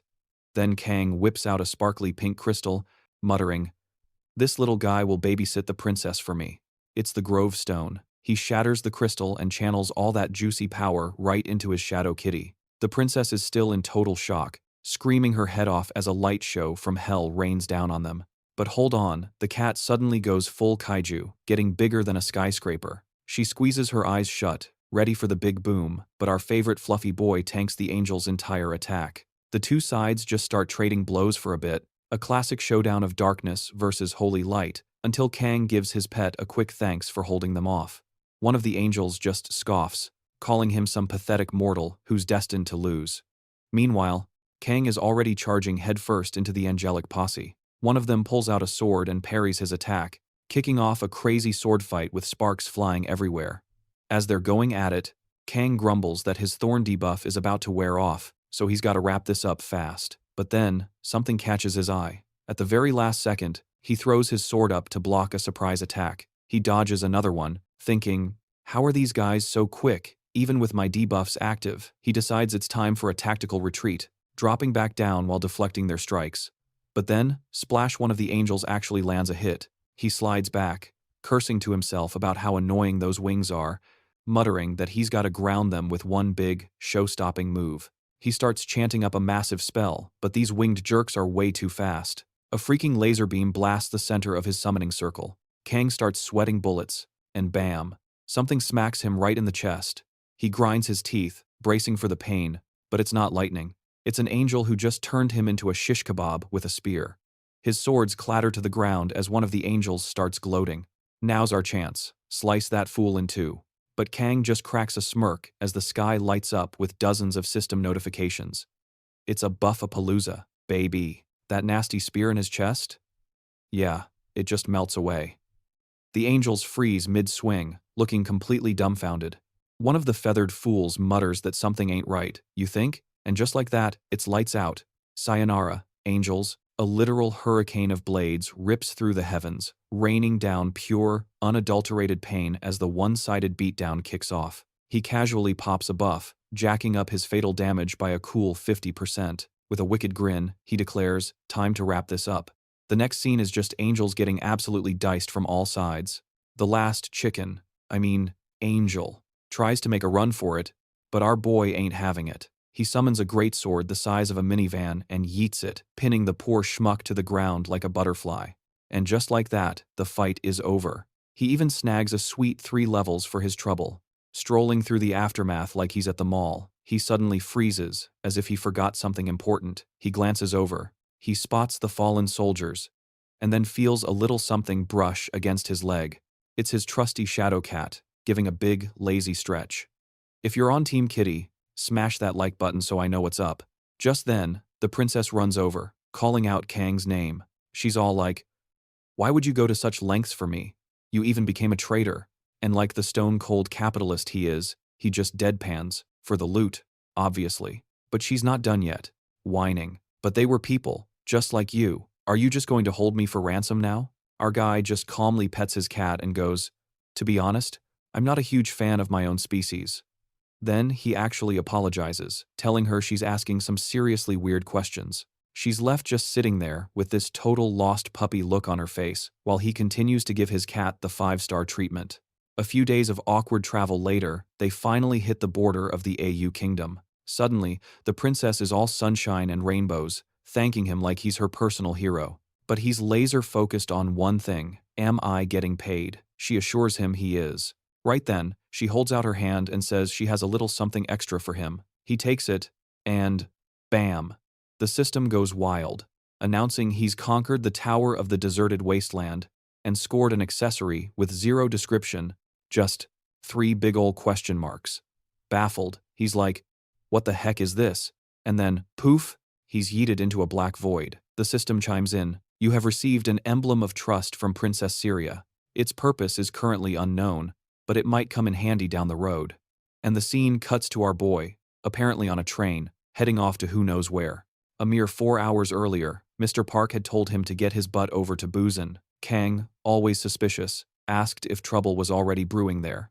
But Mr. Park just said, "Not yet, but it's about to be." Then we get the full scoop on a player named Nat Asha Ivanova, who's basically an international supervillain. She's classified as a black hat player, which is a fancy way of saying she's dodging the Russian authorities. Ivanova slipped into Korea through the ports of Busan and immediately started steamrolling towers across the city with her 4 little henchmen. The gossip is she's packing the legendary skill card, Shadow Mantle. Back in the present, Kang steps off the train and his phone buzzes. It's Mr. Park, ready with the dad jokes. "Did you run into any zombies on your train to Busan trip?" Utterly unamused, Kang fires back, "I know you're watching me, you creep. Just send the car already." Mr. Park then gets to the point, telling him they've got eyes on the tower and Ivanova's crew is inside. Kang cuts to the chase. "What's the level?" Mr. Park replies, "Level 5. The scene jumps to Kang arriving, and as he steps into the tower with a grimace, he grumbles, "I knew a level 5 tower would be a chaotic jungle." Right as the system alerts him, "Survive against the hungry infected." Then, out of the blue, the absolute ugliest zombie you've ever seen in a manhwa appears. Kang raises his sword, thinking, is that thing times really times a zombie? But he pauses mid-swing, noticing Nor has decided to show up. Apparently, his cat is feeling peckish. The little shadow demon is literally drooling over the zombie. You almost feel sorry for the zombie. It lunges for the cat, but a massive shadow whale materializes and just deletes it from existence. Kang's face absolutely lights up. Whoa. He got a major buff after absorbing that growth stone. But seriously, why a whale? You gotta admit though, it's a pretty epic sight. Glowing like Goku going Super Saiyan. Suddenly, someone starts clapping. A voice purrs, "I've been waiting for you." She continues, "I knew it. There's no way the Hero King would let a villain like me run around unchecked." And there she is, the infamous Natasha Ivanova. They lock eyes for a tense moment before Kang breaks the silence. "So, you were a big shot in the Red Mafia, got yourself on Russia's most wanted list, so you and your cronies snuck into Korea through Busan." Covering her mouth with a delicate hand, she asks if he's come all this way just to arrest her. Drawing his swords, Kang gives her a silent, badass answer. "You know, I'll never understand why you clowns insist on looking down on me. I guess your Russian spy club doesn't have a very high opinion of my work." And with that, he blitzes forward, aiming his blades right at Natasha's face, adding, "Those little minions of yours, they're part of that same club, right? Seriously, you thought you could just grab me and serve me up as zombie chow?" She takes a cautious step back, pointing out that he knew exactly who she was, yet he still had the sheer audacity to waltz into this tower. With a cocky smirk, he shoots back, "And you think I came here to take a dirt nap?" He then unleashes his signature storm of swords, declaring it's the only way he's gonna yoink that legendary skill of hers. But the fiery redhead just zips backward, effortlessly weaving through every attack while yelling that she saw this coming a mile away. Then she bellows, "Light him up!"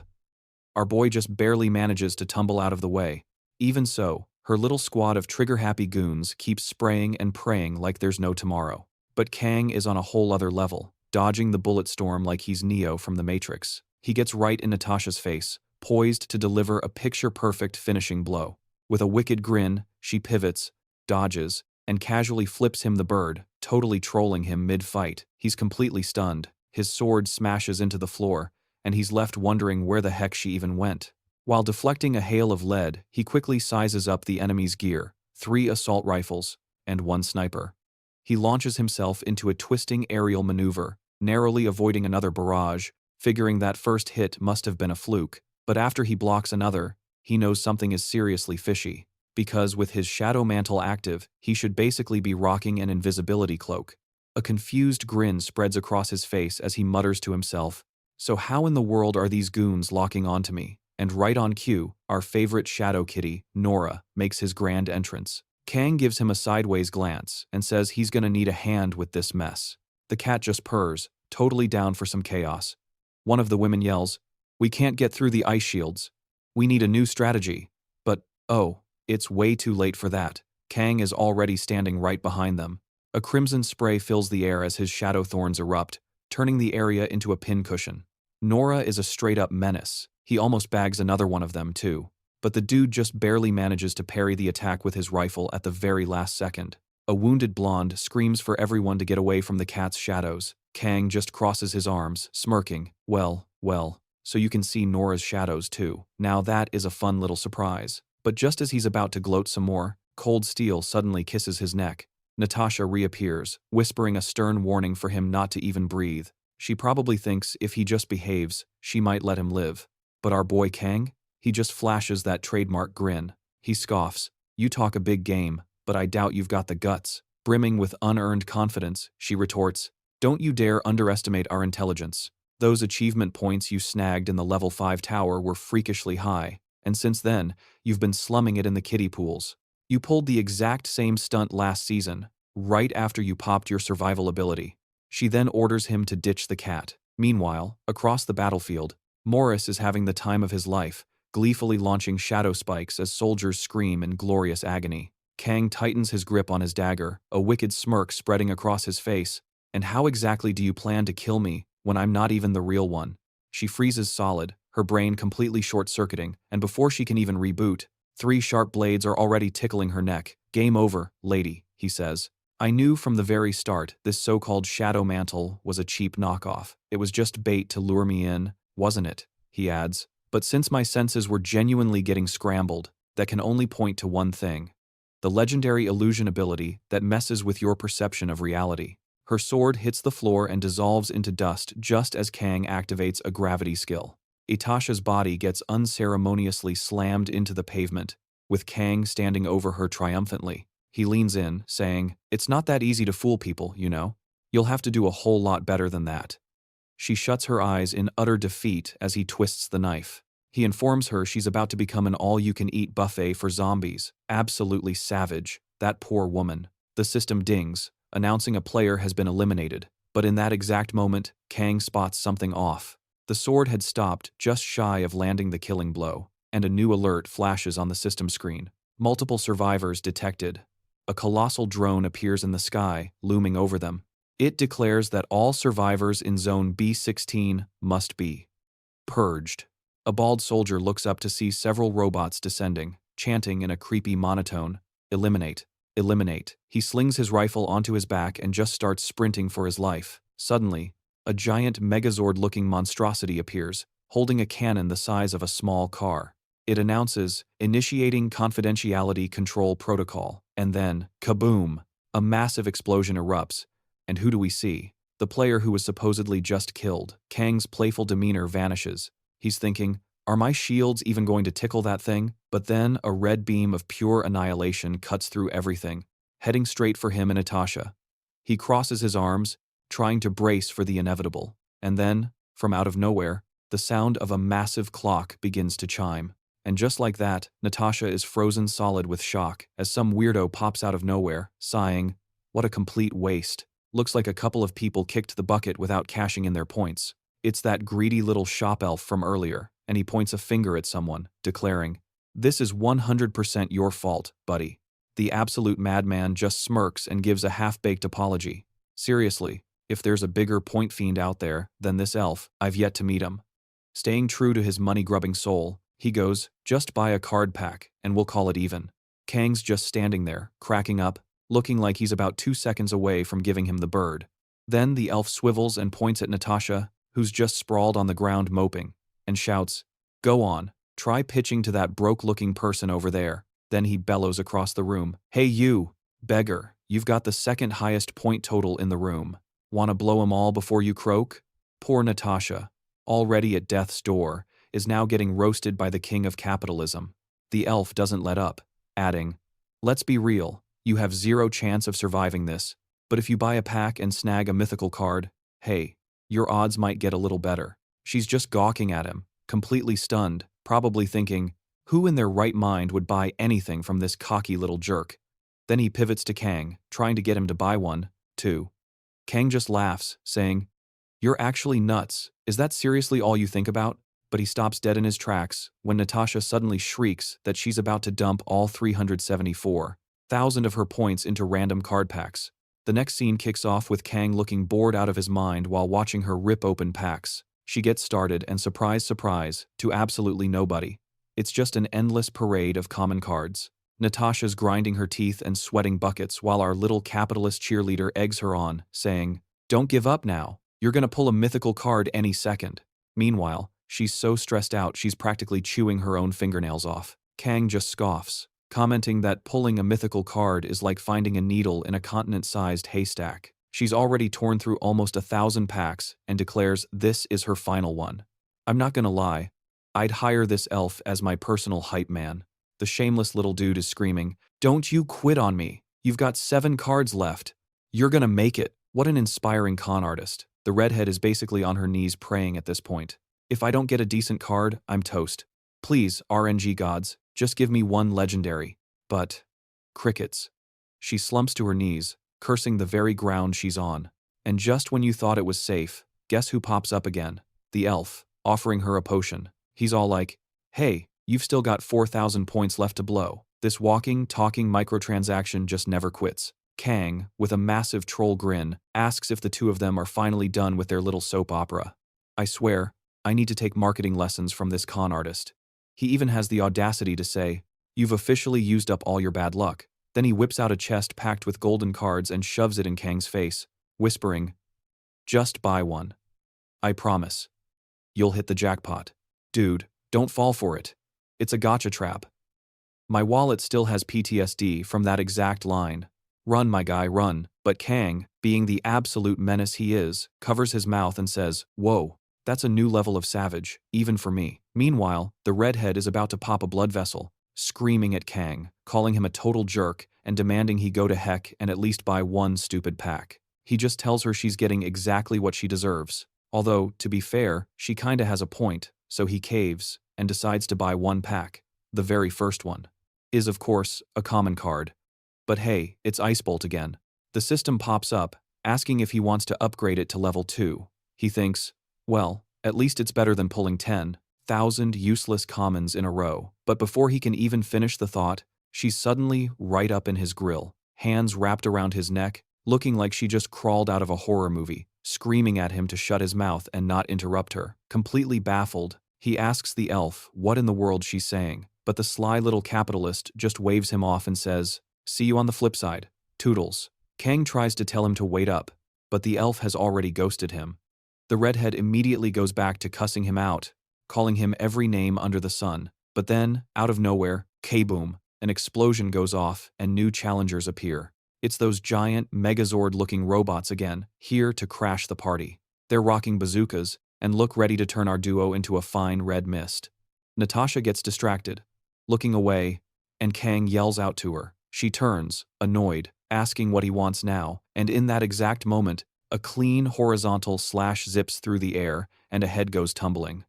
Okay, that was brutal. I 100% did not see that coming. I was actually shipping them, thinking we had an enemies to lovers arc going. Maybe they'd even become a power couple. But nope, that's a wrap on our fiery redhead. Apparently, Kang has a real knack for making people lose their heads. He immediately charges toward one of the robots.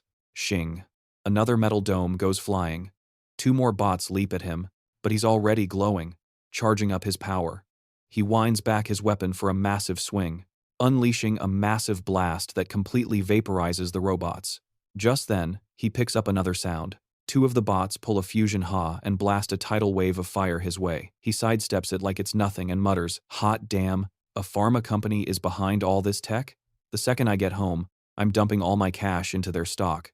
He starts powering up what looks like a Rasengan, launches it into the sky, and yells, "Sucks to be you. Today, you're getting permanently deleted from my wish list." An Arctic blast flash freezes the bots, followed by a cataclysmic explosion that obliterates the entire area. Kang strolls out of the smoke, casually twirling his cap, as a flurry of reward windows pop into existence around him. As his grand prize for conquering the zombie tower, he gets to pick one of the players who kicked the bucket inside. With a sly grin, he says he knows exactly who he's picking. The system chimes in with a, "Congratulations, he's officially acquired the player revival skill." The skill description explains that, when a tower clearer returns to the real world, any players who bit the dust are also brought back. But there's a catch. It only works on those who were offed by another player. Kang scans the group and thinks, looks like a couple of them were taken out by Nor. The memory of that beatdown has got to be fresh, so there's zero chance they're getting away. And speak of the devil, there she is. Natasha, back from the great beyond for the second time, looking like a pathetic stray on all fours. You've got to be kidding me. That's twice now. I thought she was toast. This chick just won't quit. Kang gives her a casual little wave as she crawls around, whimpering why? Cool as a cucumber, he glances over his shoulder and says, "Why? You trying to get cuffed or something? Then dial 911 or turn yourself in at the nearest precinct. Honestly, I couldn't care less what you do." Oof, savage as ever. She just stares, completely bewildered, and asks if he's seriously just letting her walk. He's like, "Yep, but on one condition, you gotta tell all your buddies how awesome I am," absolutely crushing what's left of her will to live. Kang adds, "See, dead men tell no tales, so I need you alive and kicking to be my personal hype woman." In the next chapter, someone on the phone is grilling him about why he spared that woman. Making fun of the poor redhead, he says he was just paying her back for the legendary card and that freebie card opening stream. The guy on the other end just screams, "You absolute moron. Why do you always go out of your way to save people who want to put you in a body bag?" Kang just replies that he's not some bloodthirsty killer. He prefers a more diplomatic approach. Gritting his teeth, Mr. Park yells back, "Real funny, kid. What in the hell do you think all those goons are really after? I mean, obviously, they're trying to off you. You absolute moron." He just keeps chewing him out, saying, "For crying out loud, you're a total waste of space. Did I raise you like my own flesh and blood for this?" But Kang, cool as a cucumber, just replies, "Now hold on, that's a load of bull. If it wasn't for my god-tier skills, that PC bang would have been ancient history by now. Besides," Mr. Park says, "none of that even matters anymore." He just tells him to get back in one piece. With a grin, Kang shoots back, Yeah, I got it. I'll be there in a jiffy. Appreciate you getting all worked up over little old me." And with that, the narrator chimes back in. Inside the towers, they call people like him a lot of things. Players, visitors, apostles, you name it. And the outside world has just as many labels for them. Walking, WMDs, one-man armies, or my personal favorite, asymmetric biological assets. But let's be real. Hero isn't exactly the right word. See, they're not heroes. They're times war times. Heroes glorified tools used by nations to delete whatever they deem a threat. Case in point, Natasha Ivanova. Which gets our boy thinking, is that all I am to them? A glorified delete button? He starts to wonder if the classic, shiny armor type of hero is just totally extinct in this day and age. Just then, some rando on the street squints and goes, "Yo, wait a second. Isn't that the Hero King?" Instantly, Kang yanks his hood up, mentally kicking himself for forgetting his celebrity mode disguise. The dude immediately nudges his girlfriend, whispering, "Hey, maybe dial down the finger pointing, if that's really him. You know he's got a seriously prickly personality." But like any top-tier waifu defending her man, the girlfriend instantly jumps to his defense, insisting she heard he's actually a total sweetheart. He only puts on that tough guy act for the cameras, 'cause the press are a bunch of vultures. As the couple wanders off, she keeps going. "He's still the #1 hero. You know, we're only standing here because of him." If he hadn't stepped up, the whole world would have gotten a game over back in Season 2. Plus, I heard a rumor that he secretly donates all the cash from his merch and action figures to charity. The boyfriend just shrugs. Alright, fine, I'll give you that one. Didn't know about the charity thing. But I times did times here they're about to drop a mythical tier version of his t-shirt soon. So yeah, I'm pretty sure the guy's just a greedy cash grabber. Hearing this, Kang cracks a small smile and lets out a sigh of relief. A little while later, his peace is shattered by a reporter screaming his name, trying to get a soundbite. Kang grumbles that he can't even take a stroll in peace anymore, then just yeets himself into the air to get away. And the next thing you know, he's already chilling inside a level 5 dungeon known as the Tower of Sword and Sorcery. He mutters to himself that grinding in a deadly tower is way more relaxing than dealing with the paparazzi. A group of soldiers nearby are fawning over some saint who apparently summoned a hero, which makes our boy tilt his head and think, "Saint? Hold up, what's all this saint business about?" Just then, some blue-haired lady steps out. She's got this super warm smile plastered on her face, gushing. It's an absolute honor, and thanking him for, showing up. Apparently, this is Saint Elysius Aristina, the 37th in a long line of saints from the holy nation of Saristina. Are you kidding me? I thought we were finally getting some real plot progression here. But nope, she's a saint. Which means the budget for any cultural enrichment times just went down the drain. Kang, being the absolute Chad that he is, just flashes a grin right back at her. You can practically see the dollar signs in his eyes, already calculating the epic loot. He grabs her hand and lays it on thick. "The pleasure is all mine. You shall have my sword and my heroic services," he says, all bright and bubbly. Then, trying to speedrun this whole thing, Kang asks what the first quest objective is. Elise starts droning on about the entire history of the Philia continent, but he just cuts her right off. "Let me guess, it's the classic angels versus demons story, am I right?" Her entire face lights up. Bingo, that's exactly it. She dives right back in, totally hyped. In the beginning, there were celestials and demons, and a great war between light and darkness was waged. The demons, who were supposed to be locked up in the abyss, decided to invade the world of light. So, to push them back, the celestials forged a superweapon called the Ark. But, of course, the demons were annoyingly persistent, and over a ton of time, the seal started getting flimsy, meaning the Ark needed a hard reboot. Honestly, my finger was hovering over the fast-forward button for that entire exposition dump. Thankfully, our boy jumped in before she could bore us all to death. 1 point for the MC. He totally interrupts her again, saying, "Cool story, let's go kill some demons and save the world now." She looks completely baffled and sputters, but the story has only just begun. "You have to listen." Kang just folds his arms, turns his back on her, and starts walking off. She absolutely freaks out. "Where are you going?" she yells. He just grabs her by the arm and says, "Come on, let's just get this over with." In a last-ditch effort, the saint stammers that he has no idea where the Ark is even located. He just raises an eyebrow. "And you do?" She awkwardly admits that, no, she doesn't. Just as she's about to make another excuse, a gnarly red portal rips open and a demonic claw pops out. The saint just stands there, frozen like a deer in headlights, as a dude looking like Summoned Skull from Yu-Gi-Oh! Steps through. All the background character soldiers immediately charge forward like the brave idiots they are. They're all shouting stuff like, "You're scum, demon, you don't belong here." Man, for a second there, I was 100% sure they were all about to get one-shotted. But against all odds, they're actually putting up a decent fight against the demon, slinging their swords and blasting holy laser beams all over the place. The demon roars, "Impossible," before sticking its tongue out to taunt them, like, "Your divine power is a joke to me." It starts charging up some seriously nasty energy, and someone screams for everyone to fall back. But the saintess steps forward, totally determined to help her new favorite hero. Kang just casually holds up a hand and says, "I got this. You just stay out of the splash zone." The Skull King lunges straight for the saintess, but Kang intercepts the attack just in time, coolly asking if she's all right. She just nods, her brain basically short-circuiting from how hard she's crushing on him. Her inner monologue is going nuts. Oh my gosh, he risked his life for us. Then she clasps her hands together, praying to her goddess for a miracle, and just like that, bam, the ice encasing the demon shatters. She immediately cries out for the hero, asking if he's been hurt, while Kang conveniently hides his face, claiming the demon left a message before it vanished into thin air. He dramatically proclaims, "It said the demons will reclaim the Ark, and this world of light will be swallowed by their darkness. He even warned me to stay away from their objective. The Saintess is sweating bullets, muttering about how absolutely screwed they are.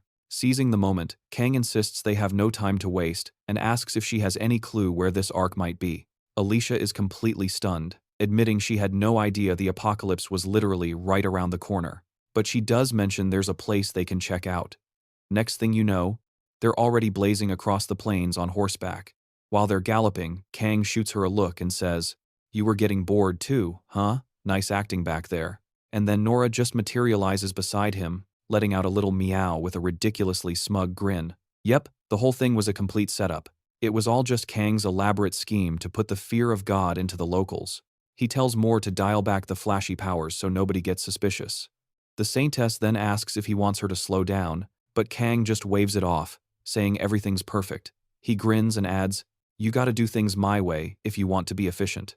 Now that's times how you use a legendary skill. So, in the next chapter, the crew finally arrives at the Adventurers Guild. Kang mentions he heard they'd need some kind of special item to even get into the labyrinth. The blonde receptionist at the front desk confirms his suspicions.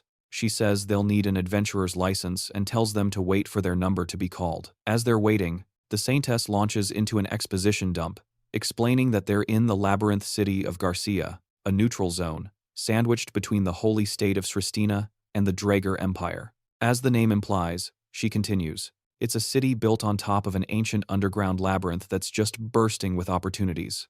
Kang just chuckles, saying, "Yeah, that can't be a good sign.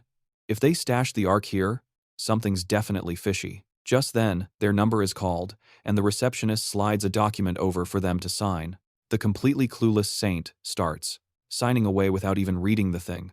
Thankfully, Kang stops her and tells her to pump the brakes. Pointing at the fine print, he says, "The guild takes zero responsibility for any deaths that happen inside the labyrinth, and all recovered bodies and belongings are considered property of the city. I have to agree to this garbage just to get a license?" The receptionist flashes a nervous smile and says, "The guild offers everyone an equal shot at snagging immense riches from the labyrinth. However, the life of an adventurer is, filled with risks. Risks only those who accept them are worthy of facing." The Saint totally buys it, and Kang mutters that these contract clauses are a hell of a way to make you appreciate being alive. The receptionist wishes them the best of luck on their journey. Cut to the next scene, and they're already making their way down into the ancient labyrinth. They hit the first floor, and Kang instantly whips out his sword, asking if the Saint is ready to rock. She nods. A whole swarm of giant rats that look like Twitch from League of Legends comes charging at him. He blocks one and yells for the Saint to light him up. She fires a beam of light and pops a rat's head clean off. One down. Actually, scratch that, they're all down, because in the very next panel, they're already on floor 5. Apparently, they got there way faster than expected. Honestly, you and me both. They offed one rat and somehow managed to skip 4 entire floors. Bravo, author. Just bravo. Kang strolls ahead confidently, saying they blazed through so quickly, all thanks to her incredible abilities. Blizia blushes and thanks him shyly. Then she adds, "Although, some other adventurers did help us out by taking down the monsters along the way. I was really grateful since we were in such a huge hurry." Our protagonist just smirks to himself, thinking, "Yeah, I'm pretty sure they were just ticked off because we were kill-stealing in their hunting zone." All bright-eyed and naive, the Saint says that as long as people support each other the way adventurers do, they'll have absolutely nothing to fear from the demons. Playing it cool, he tells her not to even sweat it. He's all set to grab this legendary weapon for her when, out of nowhere, a chrome-domed meathead shows up. This muscle-bound goon strolls up, all smug, and lays it on them thick. "We heard you two waltzed into our turf without paying the entry fee. This here is bandit territory, folks." The Saintess is looking like she just downloaded the wrong game, but Kang just sighs and explains, "I don't know the local lingo, but every major dungeon has a welcoming committee like this. Basically, they're your generic labyrinth bandits or adventurer hunters. Low-level mobs, really." The bald dude puffs out his chest like he just won an award. "You got that right, pal." Then he cuts to the chase. "Now, empty your pockets. All of it." Our resident pacifist, the Saintess, immediately tries to de-escalate. "Hold on. I'm sure we can talk this out." Kang, laying the sarcasm on thick, chimes in, "Oh, absolutely. Talking is my favorite. Why don't you fine gentlemen lend us an ear for a second?" And then he launches into the exact same epic saga the saintess tried to bore him with earlier. In the beginning, there were angels and demons, and this world is teetering on the edge of total destruction thanks to a demonic invasion.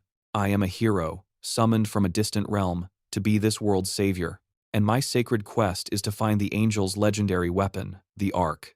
The bandits are just staring, their faces a perfect blend of confusion and, did this guy hit his head? But he's not done, and this lovely lady is the 37th saint of the holy state of Sarastina. We're on this holy mission together, so if you could just step aside and let us pass, that'd be great. The saintess, completely missing the sarcasm, nods enthusiastically. That's right, we're saving the world. The bald bandit absolutely loses it, howling with laughter and turning to his crew. You guys getting any of this? Or are these two just a couple of escaped weirdos? One of his goons, trying not to crack up, says, "Nah, boss, they're just terrified and spewing garbage." Alicia's jaw hits the floor, but Kang just shrugs. Yeah, that went about how I expected. The leader just goes, "Whatever. I don't care about your life story," and just like that, it was slicing time. Kang becomes a blur of motion, weaving through the air and cutting down his foes. Next thing you know, one bandit is screaming his lungs out, suddenly finding himself a bit unarmed. The bald leader tries to take a swing, but oops, his hands are gone too. An axe comes flying, which Kang casually swats away. That's when a sharp female voice cuts in. "Who dares touch my subordinates?" "Well, you're a lot tougher than you look." "Hold on a second. Am I seeing things? Is that the receptionist from the Adventurers Guild?" No way. It's totally her. The saint clocks her in a heartbeat. Alicia is just standing there, her jaw on the floor, as Kang casually explains that the guild and these bandits are running a little side hustle together. They shake down rookie adventurers for protection money, and even if they can't cough up the cash, their body parts still sell for a pretty penny. The saint looks like she's about to be sick, utterly disgusted by their little enterprise. The blonde just smirks and says, "Ha, she's way too pure for this line of work." You almost had me going with that whole saint act, but a real saint wouldn't be caught dead in a dump like this. That's just the law of the jungle in the Labyrinth City. Then she lunges, swinging her axe like a maniac, screaming, "No more second chances," but Kang just blocks it, smirks, and says, "Careful where you swing that thing, sweet cheeks." Her face drains of all color as she turns around to see, you guessed it, our favorite little shadow demon turning everyone into human confetti. All you hear is a sickening crunch, and there's Nor, looking like the cat that got the cream after his mid-afternoon meal. Kang just dusts off his hands and says, "The coast is clear now." The saint, whose brain is still rebooting, stays dead silent for a hot minute, before meekly trailing after him. They trek on for a while until they stumble upon what looks like a massive coliseum. Kang hops down, announcing they'll crash there for the night and get a fresh start in the morning. Apparently, our saintly companion is still rattled from that little bloodbath earlier. Kang glances over at her and says, "You've been wearing that doom and gloom expression since we met those thugs? The real world isn't quite the fairy tale you cooked up in your head, is it?" With her eyes on the ground, she answers, "The world is literally ending, and people are still squabbling over pocket change. You're no stranger to this sort of thing, are you, hero?" And it looks like that word triggers a memory for our boy, of that lunatic screaming. What this new world really needs is a good old-fashioned war between heroes. He just shrugs. It's pretty much the same story, different planet. And she just nods, getting the picture. Alicia then asks, "So what's your world like?" Kang says, "My world has been on the verge of total annihilation more times than I can even remember. We didn't have a handy-dandy prophet like you to give us a heads up on the apocalypse, so things got hairy, fast." She immediately apologizes, saying if it's a sore spot, he really doesn't have to get into it. He just lets out a little chuckle, "Nah, it's cool," and explains that everything was chugging along just fine until the third go-around. That's when everyone started looking out for number one. The saint then asks, "And you? Did you break bad too?" Also smirking, our protagonist hits her with a classic, "Take a guess?" They go quiet for a moment. She mulls it over and says something, though we're left in the dark because the author decided to leave the speech bubble empty. "You absolute menace." Whatever it was, it completely catches Kang off guard. He just laughs and goes, "That's the most ridiculous thing I've ever heard." Time ticks by, and he's just thinking how eerily quiet it is when a little something catches his eye. A brilliant golden glow. And would you look who it is? Our favorite supreme capitalist, popping up again with his shiny gotcha pack of cards. Kang's grin is pure evil. Perfect. This is exactly what I was waiting for. especially after leveling up twice. He looks at the Merchant Supreme and says, "Let's see the good stuff." Then, boom. The next chapter jumps us forward a few days. They're already brawling on the 100th floor with a massive, winged serpent.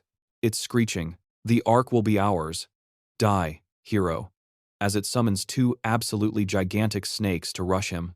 Our saint is holding down the backline, spamming buffs on our hero, while a minefield of purple spikes erupts from the ground. Kang just launches himself forward and brings his blade down, delivering a flawless vertical slash that carves right through the giant snake and the floor boss in one clean shot. As its life fades, the snake boss whispers, "My lord, forgive me, for I have failed to protect the Ark." Our protagonist just casually waves it off. Yeah, have a nice trip to the great beyond." He lets out a sigh, complaining about how wiped he is. But right on cue, the system dumps 10,000 points and a random special ability right into his lap. He turns to the saint, remarking, "You gotta admit, these demons have some perfect comedic timing. How do they always show up the second we finish the test?" Elysia just nods, telling him he did a great job. Then, something new snags their attention. A green light pulses up ahead, and she gasps. It's the Ark. Kang picks it up, observing, "For such a legendary ancient relic, it looks kinda plain." The system window flashes. "Acquired. Ark fragment." They look up just in time for the saint to notice the entire labyrinth is starting to fall apart around them. A blue portal flickers into existence, which they assume is the exit. She's yelling at him to hurry up, but a voice echoes out from the portal. "It's game over for you, Saint Elysia and hero." A blonde soldier with a smug as hell smirk on his face steps out. "Your little adventure was quite helpful for the Empire's mission to find the Ark. It now belongs to the Empire. Actually, the Ark is going to be mine, so hand it over."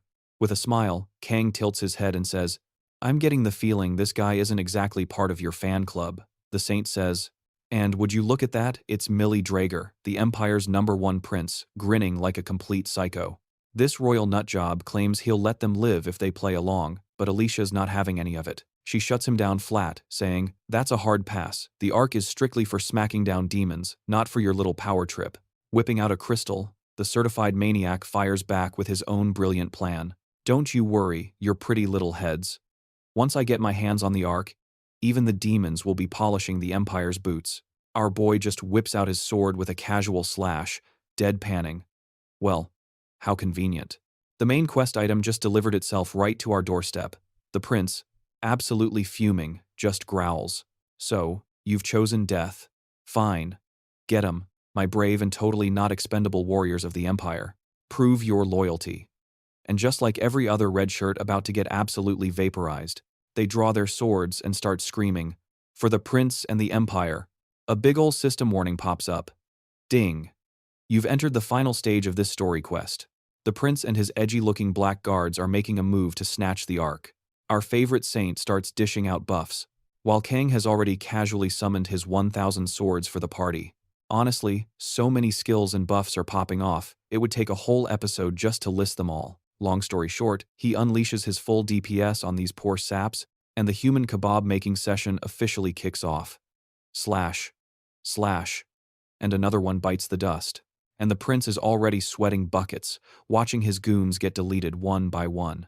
Gritting his teeth, he screams that it's not over yet, and smashes the Ark fragment he was holding, unleashing its gnarly power. Naturally, another system window pops right in front of our boy, warning him that Prince Psycho just activated the Ark's power. Kang just glances over his shoulder with that signature troll face grin and goes, "Hey Saint, looks like the Ark's power just got uncorked." Elysia looks like she's about to have a full-on system crash, completely frozen in shock. A massive purple explosion goes off, and even Kang has to brace himself.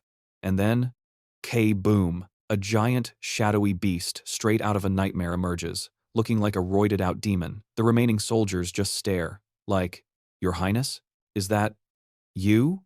Blood just goes flying as the monster, with a single swing, murders 10 of his own dudes. "Get out of my way, you worthless insects." Kang just watches and says, "Well, would you look at that?" He went full monster mode. "Hey Saint, you mind hitting me with those buffs again?" She just gives a terrified little nod. Our boy equips his slick ice armor and chugs both an earthquake and a flame potion, looking more like a main character than ever before. The whole ground trembles as the monster makes its charge, and Kang just coolly deflects the attack. He hits back with a flurry of slashes, turning the roaring Hulk Wan into a living pincushion, who howls in agony. Enraged, the beast just growls. It spouts the classic villain line, "You think trash like you can defeat me with those flames?" Kang just smirks, and the monster's monologue grinds to a halt. It finally clicks what's about to happen, but way too late. Kang rockets into the air, ready to deliver some pain. Charging up a massive vertical slash, he trolls the beast. "Hey, you seem to be having trouble seeing straight. Must be all that power going to your head." Then he drops like a freaking meteor, a one-man apocalypse, and bam, he carves a brand new hole straight through the monster's chest. The Dark Hulk does the classic anime blood spit. Yeah, he's toast. Our boy just strolls away, not even looking back, channeling his inner Sung Jin Woo. Right on cue, the system window pops up. Quest complete. Second arc fragment. Get in my inventory.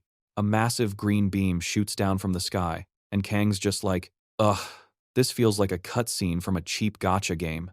A shiny green crystal starts floating down from the heavens. It's loot drop time, people. The Saint is completely starstruck, whispering, "It's the Ark." Kang just snatches it out of the air like it's no big deal. He casually remarks, "Well, look at that, right on schedule." The system practically throws a party for him. He's hit level 50 and unlocked the Tower of the Awakened. The real game starts now. With a grin, he offers the crystal to the Saint, who immediately starts hesitating. Here we go again. She's all, "I'm not sure I deserve such power." Our number 10 just shakes his head, looking unimpressed. "I literally can't think of anyone who deserves it more, but she keeps insisting she isn't worthy. Seriously. Lady, just take the shiny rock already." Stop with the maiden in distress act. Losing his patience, Kang lets out a heavy sigh. Fine, maybe the Dragger Empire would like a new toy instead. A little light-hearted blackmail never hurt, right? But honestly, it's way better with you. He then shoves the crystal into her hand, ending the debate. And then he drops some wisdom.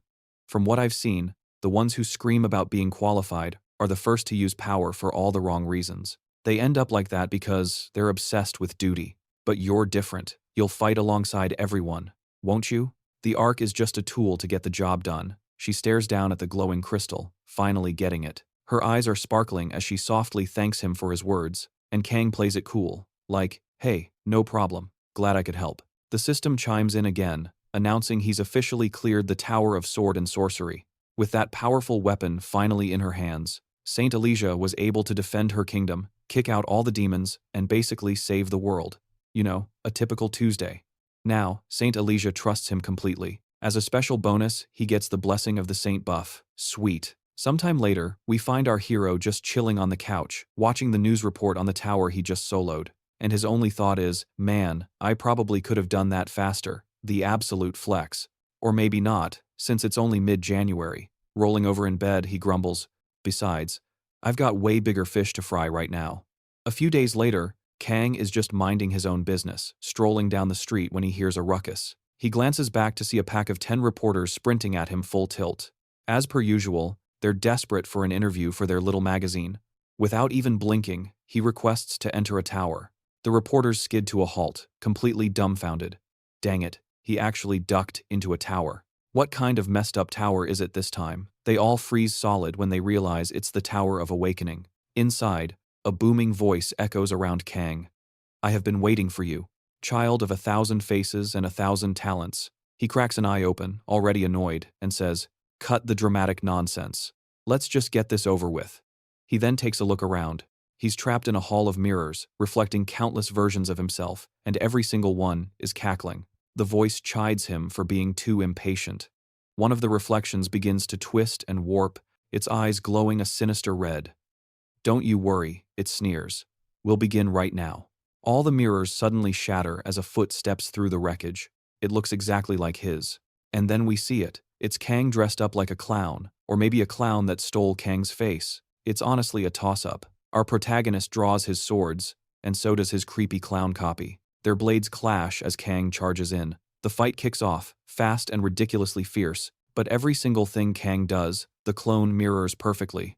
And you bet he's noticed. Powering up his shadow magic, Kang mutters, "I've fought this dude in every season, and he still gives me the creeps." He unleashes a volley of shadow spikes, but the clone just casually deflects them with its sword, smirking as its blade comes within inches of Kang's neck. At the very last second, Kang whips up his shield and blocks. He counters with a slash, but once again, the clone is his perfect reflection.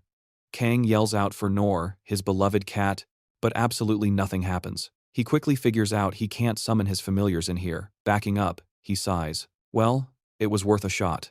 The key to ending this fight is painfully simple. He steadies his stance, lifts his sword, and lunges forward. Blood splatters everywhere. They've struck each other at the exact same time.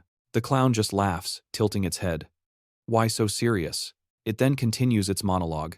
We can become heroes or villains. We can be whatever we want on this stage, so there's no need to be so grim. The evil clown raises its hand. There's nothing in this world worth taking times seriously. All this, while they both have swords sticking through their chests. They're locked in a death grip, heads in hands, as a sick purple light just erupts from between them. Kang shoots him a death stare and goes, all icy. How'd you like my little magic trick? Time for the grand finale. And just like that, pop, the dude's noggin just uninstalls itself. And there's our boy Kang, just standing there, holding the mask. He slowly slides it on, tilts his head up, and drops this line. Don't think for a second this party's over, right? And who should pop in but the Monarch of Masks himself, grinning like a Cheshire cat. He's all like, congrats kid, enjoy the new face and the upgraded stats. And with that, we cut to a hospital room.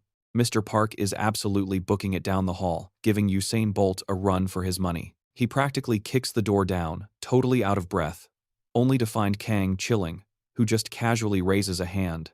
Kang's got this massive smirk and goes, "Sup, dude?" Mr. Park, looking like he just dodged a bullet, is like, "Oh, thank God. You actually managed to come back in one piece. Guess I was stressing for no reason." Total troll move. Kang fires back. A hero has no time for sick days. The world isn't gonna save itself, you know? Kang puts on his best "I'm so offended" face. Like, for real?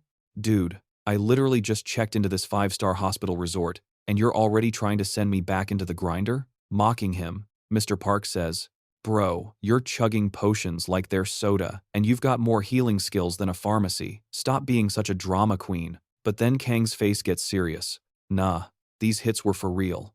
And just like that, Mr. Park's tone flips. You're right. That monarch of yours is no joke. I bet that guy you fought was a real piece of work. With a heavy sigh, Kang's like, it wasn't a total nightmare. Could have been worse, I guess. He breaks it down. The level 50 awakening test is different for every monarch.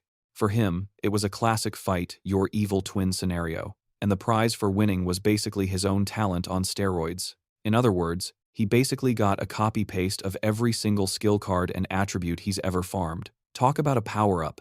Hopping off the bed, Kang's like, alright, I got the loot I came for, so I'm good to go. What's the next gig? Mr. Park gets this wicked, scheming grin on his face and replies, what else? We're going villain hunting, my friend. And this time, we've got a main event level baddie. He whips out his phone, and the screen shows a whole city just completely swallowed by fire. People are scrambling everywhere, running for their lives. And right in the middle of the chaos, there's this dude dressed like some unhinged orchestra conductor, yelling, "Ah," the screams. Such a beautiful symphony of suffering. Then he points his little stick thingy and proclaims, "Witness my genius, you peasants.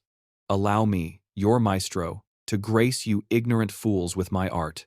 And with a flick of the wrist, he just starts blasting fire absolutely everywhere. The whole place is just one big light show. And apparently, the Monarch of Flames is super into this whole performance, because he's showering this player, Dongup Park, with rewards.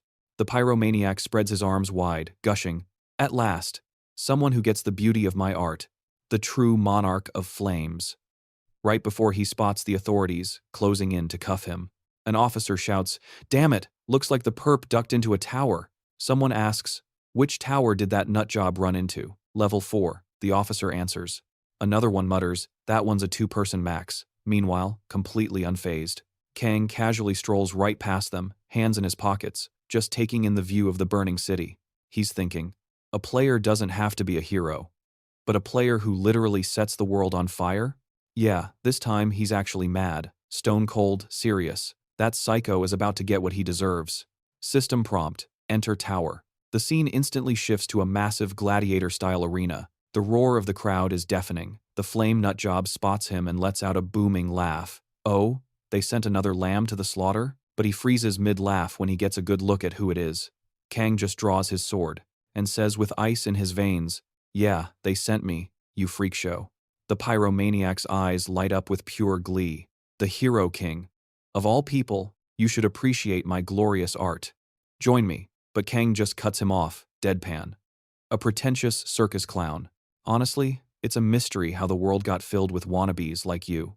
The self-proclaimed maestro just glares down at him. How dare you insult my art? You call it unoriginal? Then witness my flames. Unique skill. Infernal fire orchestra. Flames erupt everywhere, explosions rocking the entire stage. Kang just weaves through the chaos with flawless reflexes as a storm of fireballs rains down around him. A smirk plays on his lips. So typical of a failed artist. Throwing a tantrum over a little criticism, the hothead roars and starts channeling a massive amount of power, forming a colossal prison of fire around Kang, thinking he's finally got him trapped. The maniac lets out a triumphant laugh, right up until Kang shatters the cage and bursts out through the flames, hovering in midair. Kang taunts, "Gonna have to try a lot harder than that to hold me." He raises his sword, ready to end this farce, but in a flash, he's engulfed by another blazing spell. The madman cackles, a masterpiece, starring the Hero King himself. This is my finest work. But inside the inferno, Kang is just grinning. A split second later, he teleports directly behind the maestro, swinging his blade for the kill. But the pyro dodges by a hair's breadth, leaving Kang genuinely surprised for once. With his hand clamped on the guy's neck, Kang asks, "How did you pull that off?" The villain sputters, "The illusions. They can't talk." Kang just smirks back. "I don't have to explain a single thing to a complete failure like you." And just then, the system window pops up. He explains that his Oculus skill can totally hijack your eyesight for a whole 3 seconds. And while that keyword is in play, the visual trickery he cooks up actually becomes real. In other words, he's making his daydreams your nightmare. Spawning a whole crowd of fakes, Kang starts laying on the smack talk, saying, "Hey, chin up, you're gonna have a packed house for your final curtain call." Then, with zero jokes, Kang lays it out. "For all the stunts you've pulled, this is your last act. Period." The nutjob starts trembling, desperately trying to juice up his powers, bellowing, "My art is an explosion," followed by a big ol' boom. And just like he said, our dollar store art major actually blows himself to bits. Kang just casually raises an arm to shield his face from the blast, but then a system notification flashes, giving him a big thumbs up for the victory. Kang's just left standing there, looking utterly bewildered, like he's trying to figure out if that really just happened, and another system alert chimes in, telling him the tower is officially cleared and the exit is open. He immediately starts spamming the exit command. He's well aware that inside a tower, players can get permanently logged off by other players. In the next shot, the failed art bomber comes blasting out of the tower exit, running like his hair's on fire. A smug grin spreads across Kang's face. Yep, I knew it. And with a single leap, he's hot on his tail, moving in to wrap things up. A clean slice right across his back. Asterisk. Swoosh. Asterisk. A flurry of razor-sharp ice shards follows, slicing through the guy's limbs. Kang rears back for the finishing move, but the second he swings, a shimmering golden barrier materializes. He looks over, surprised, to see a whole squad has shown up, and a drop-dead gorgeous blonde is taking the lead, ordering him to lower his weapon. Kang just gives her a death glare. Kang's thinking, hold on, those barriers are only supposed to block attacks from the times inside asterisk. The blonde lady explains she was just trying to lend a hand, insisting the culprit is already detained and will be handed over to the authorities. With a face that just screams, "Are you kidding me?" Kang starts to walk off, acting like he's dropping the whole thing, but the instant she lets her guard down, he discreetly channels energy into his hand and launches his attack. The blonde panics, scrambling to throw up another shield, but Kang isn't slowing down. Noah lunges past the shield and completely engulfs the villain, leaving the entire crowd speechless. Instantly, a system warning pops up. His provocation level has just skyrocketed. This stunt even gets a nod from the Monarch of Masks. At the same time, Kang's player avatar dissolves around him, and just like that, he's staring down the pointy end of every weapon in the vicinity. Kang doesn't even blink, just stares them all down. You have any clue how many people that bastard sent to an early grave? Children included, he adds coldly. I had zero reason to let a thing like that walk away. Turns out, It's not the towers that'll doom us all, it's these black hat clowns. If taking out the trash makes me a monster, then I'll wear the title with pride. Just then, the blonde bombshell makes her move, placing a hand on his shoulder like he's a lost puppy, and gently tells him, "You're not a monster." Oh, how sweet. Meanwhile, miles away, Mr. Park is having an absolute meltdown on the phone, screaming bloody murder into Kang's ear. "You absolute moron. That was not how you were supposed to handle it. A public spectacle was the last thing I wanted. Now the French government wants you gone, like, yesterday. You've got a flight booked for tomorrow morning." But Kang, cool as a cucumber, says he's got a little side quest to finish first. Mr. Park, probably about to pop a blood vessel, tries to ask what fresh hell he's planning now, but our boy just straight up hangs up on him. Classic Kang. The blonde, who caught that entire earful, thanks Kang for not ditching her. He just shrugs. "Eh, I owed you one anyway. No skin off my back." And with that, he decides it's time to shoot his shot, casually sliding onto the bed next to the stunning blonde, only for her to pop right back up like a piece of toast. Smoothly dodging his advance, she says she'll catch him tomorrow in Paris. With a face that's pure dial tone, Kang asks if there's anything else times she requires. She just gives a little head shake, a quick goodbye, and poof, she's gone. Once she's out of sight though, her expression shifts to one of pure worry, wondering if teaming up with this chaotic gremlin was a good idea at all. Cut to Paris, inside the Revolutionary War Tower, a lovely level 6 dungeon. The main quest objective? Finish the story campaign.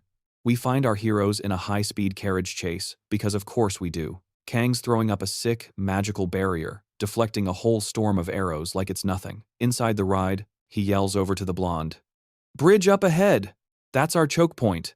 Their escort quest: keep the king and his snooty noble buddies safe from the incoming rebels.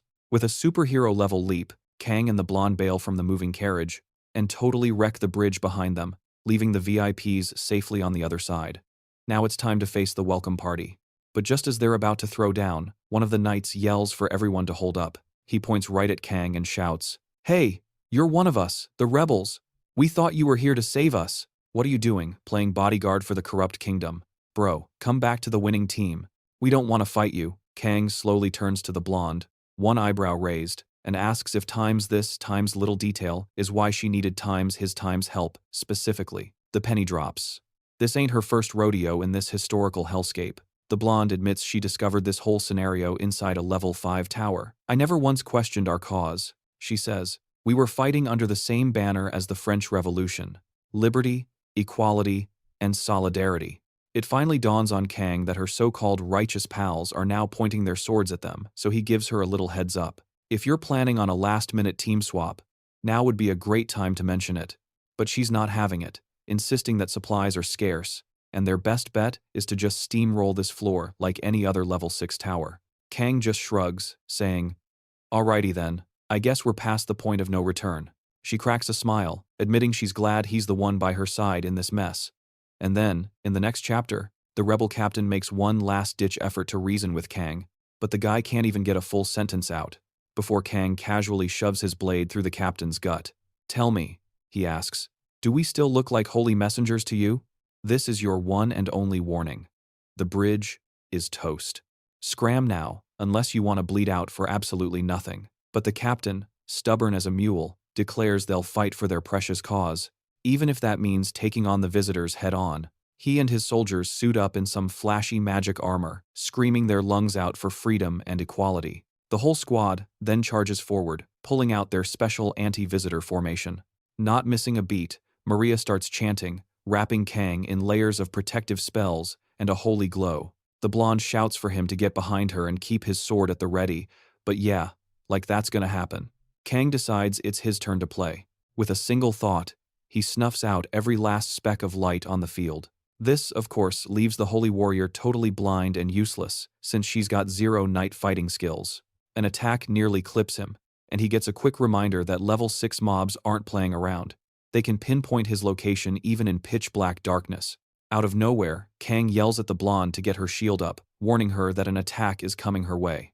Maria pleads with him to flip the lights back on so she can actually, fight. But Kang's having none of it. He's actually having a blast with this. Besides, he says, the EXP is shared, so what's the big deal? And anyway, it's already over. The blonde looks totally bummed out that she was basically dead weight the entire time.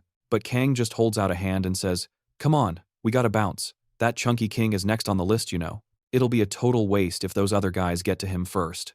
She grumbles that he didn't have to be so extra about it, but he just flashes a smirk. "Hey, it's just more efficient this way. I'm the support here, remember?" With that, they make their way to the burning city, where the Iron Duke is screaming his head off. Annihilate the enemies of the revolution. Show them zero mercy. He commands his troops, ordering them to cut down everyone, including the old folks and kids. By the time Maria and Kang show up, the city is nothing but a smoldering wreck, and the blonde is completely frozen in horror, absolutely horrified that not a single innocent soul was left standing. Kang just casually scans the scene and remarks, "This is exactly what goes down when an idea gets way too big for its britches. Bet it was the same story back in your neck of the woods." Just then, the system pings them with an alert. Elite Iron Blood troops are closing in fast, and they're being led by the Duke himself. A cocky grin spreads across Kang's face, cause he knows this just makes his job easier since they aren't nobles. With a quick snap of his fingers, he plunges the place into darkness once more, and just like that, it's a wrap. Every single enemy is completely annihilated. The system chimes in, announcing the tower has officially been cleared. The Royalists have claimed victory, but history shows they eventually got steamrolled by the Iron Blood Duke, kicking off a brutal regime that was destined to fail anyway. Time for the good part. Kang cashes in on his rewards. He scores a random skill card pack and a random artifact for beating the tower. Now that the dust has settled, a mob of reporters swarms Maria, dying to know why she and the Hero King decided to team up. She gives the classic politician's answer, claiming it was all for the mutual benefit of their nations. But then Kang, who is absolutely living for this chaos, decides to jump in. He cracks a joke about them having a steamy night together, saying the only reason they tackled a tower as a duo was for a date. The blonde absolutely loses it, frantically denying everything while Kang just keeps pouring gasoline on the fire until she finally screams at him to shut his mouth. Even the system chimes in, warning him that his provocation level has just hit an all-time high. It's so bad, even the Monarch of Masks is practically dying of laughter. Then, more notifications start flooding in. The Monarchs of Shadows, Assassins, and Pioneers are all sending him skill packs as a reward for the hilarious spectacle. Later, when he scrolls through the news and sees headlines claiming he and the blonde are caught in a secret romance, he just laughs, musing that it's a bit too late to try and sell the Just Friends story now. Funnily enough, the blonde actually seems to be getting a kick out of all the gossip. Alright, next up. Inside the formidable Tower of the Deadly Glacier, a massive army is bearing down on their position. Kang, looking just a little bit tense, tells the blonde to beef up her protection spell, but she's still salty about his earlier stunt and decides to tease him right back. Guess our hot night is about to be followed by a really, really cold one, huh? Over the next month, the Hero King and the Saint basically go on a tower-clearing spree all across France, knocking them down one after another. Finally, at the airport, as they're getting ready to go their separate ways, Kang flashes that signature grin and says, "You know, isn't it a tradition in some places to say goodbye with a hug? Or maybe even a little kiss?" Maria just crosses her arms, telling him she's jealous of how he can be so ridiculously carefree all the time, calling him a loose cannon, but admitting it was a huge relief having him there. Kang gives a casual wave goodbye as she thanks him for saving her world. Back on the plane, Kang just zones out, staring through the window. He muses on how awesome it would be if people actually worked together to save the world instead of just looking out for number one. "You know, maybe I should invite the Saint over to Korea next time," he mumbles. But then, Nora's voice chimes in out of nowhere, saying, "I think you've caused her enough trouble." Kang nearly jumps out of his skin, whipping around and blurting out, "Whoa, you can talk?" Nora coolly explains that since his evolution, "Yep, I can." Kang, totally floored, demands to know why he never said anything before. Nora deadpans that he didn't want to interrupt Kang's cringy flirting with the blonde, and tells him to quit wasting time and check out the new card packs. Without missing a beat, Kang cracks them open, praying for a legendary skill pack since he's been scraping by with random cards this whole time. He knows perfectly well that cards need synergy to be effective, even though he's got a ton of them. Not a single one had a proper theme until now. Finally, it looks like this batch actually clicks together. With a satisfying stretch, Kang announces, "Alright, let's go find a tower to test drive this new deck, then we can bounce." Back in the city, Kang's just about to enter a building when folks on the street start recognizing him. As he heads downstairs, he spots some kid completely passed out and snoring at a table. Being the considerate guy he is, he wakes the brat up with a solid kick to the desk. The startled kid yells, "Who the hell do you think you are?" Kang just gives him a death stare and says, "You've got 3 seconds to get on your feet." But the spoiled brat just smirks and shoots back, "Do you have any idea who I am? I'm the president's son." Kang could not possibly care less. He grabs the punk by the hair, drags him outside, and bellows at the bystanders, "Out of the way! The Hero King's coming through." The kid starts panicking, begging him to let go. Kang vaguely remembers asking the association to find him a guinea pig to test his new deck on, someone who could also use a little mentoring. Yeah, he's already regretting that request. The association sent him this totally clueless rookie, and Kang seriously doubts the kid could even clear a level 3 tower by himself. When the kid finally realizes who he's dealing with, his jaw hits the floor. "Wait, you're the hero. Kim, you're really gonna help me reach level 4? Kang just gives him a lazy nod. Stepping into the charmingly named Butcher's Slaughterhouse Tower, Kang decides it's time for a little tough love training and boots the newbie square in the rear, launching him forward. The kid eats dirt, landing face first before a welcoming party of monsters. The second they lunge, he screams like a little girl and makes a break for it. With a look of pure annoyance, Kang asks what brilliant strategy he's employing and why he isn't, fighting. Completely panicked, the brat yelps that letting him become Monster Chow is a seriously bad move. And just as Kang suspected, that ridiculously expensive suit of armor the kid's wearing is the only thing keeping him in one piece. The guy has 0 actual combat skills. These spoiled brats never have an ounce of grit. Kang figures they just wait around for someone to do all the heavy lifting for them. And these are the chumps who are supposed to be protecting the world. Yeah, right. While Kang is having his little internal monologue, the kid is getting absolutely thrashed. Finally, he shrieks, "Help me!" That's the magic word that finally gets Kang to move. He flexes his shadow power and just deletes the monsters in front of them, then erases another wave that drops from above for good measure. Looking smug as hell, Kang turns to the kid and says, "And that, my friend, is how it's done." The brat goes ballistic, flips him the bird, and screams that Kang is dead meat when his daddy finds out about this. Kang just smirks, deciding to mess with him a little more. He tells the kid, "Think of this as a valuable life lesson," trying to bait him into actually trying. Relieved, the kid asks, "Oh, so that's what this was all about?" But Kang isn't the sentimental type.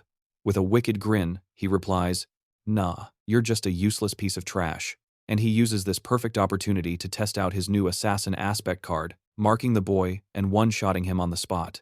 As the kid's body hits the floor, Kang smiles and says, "Come on back when you're strong enough to actually get your revenge." And with that, it's a mission fail for the newbie, and they're both teleported back to the street. Still dazed, the boy asks what the hell just happened. Kang calmly informs him, "You died."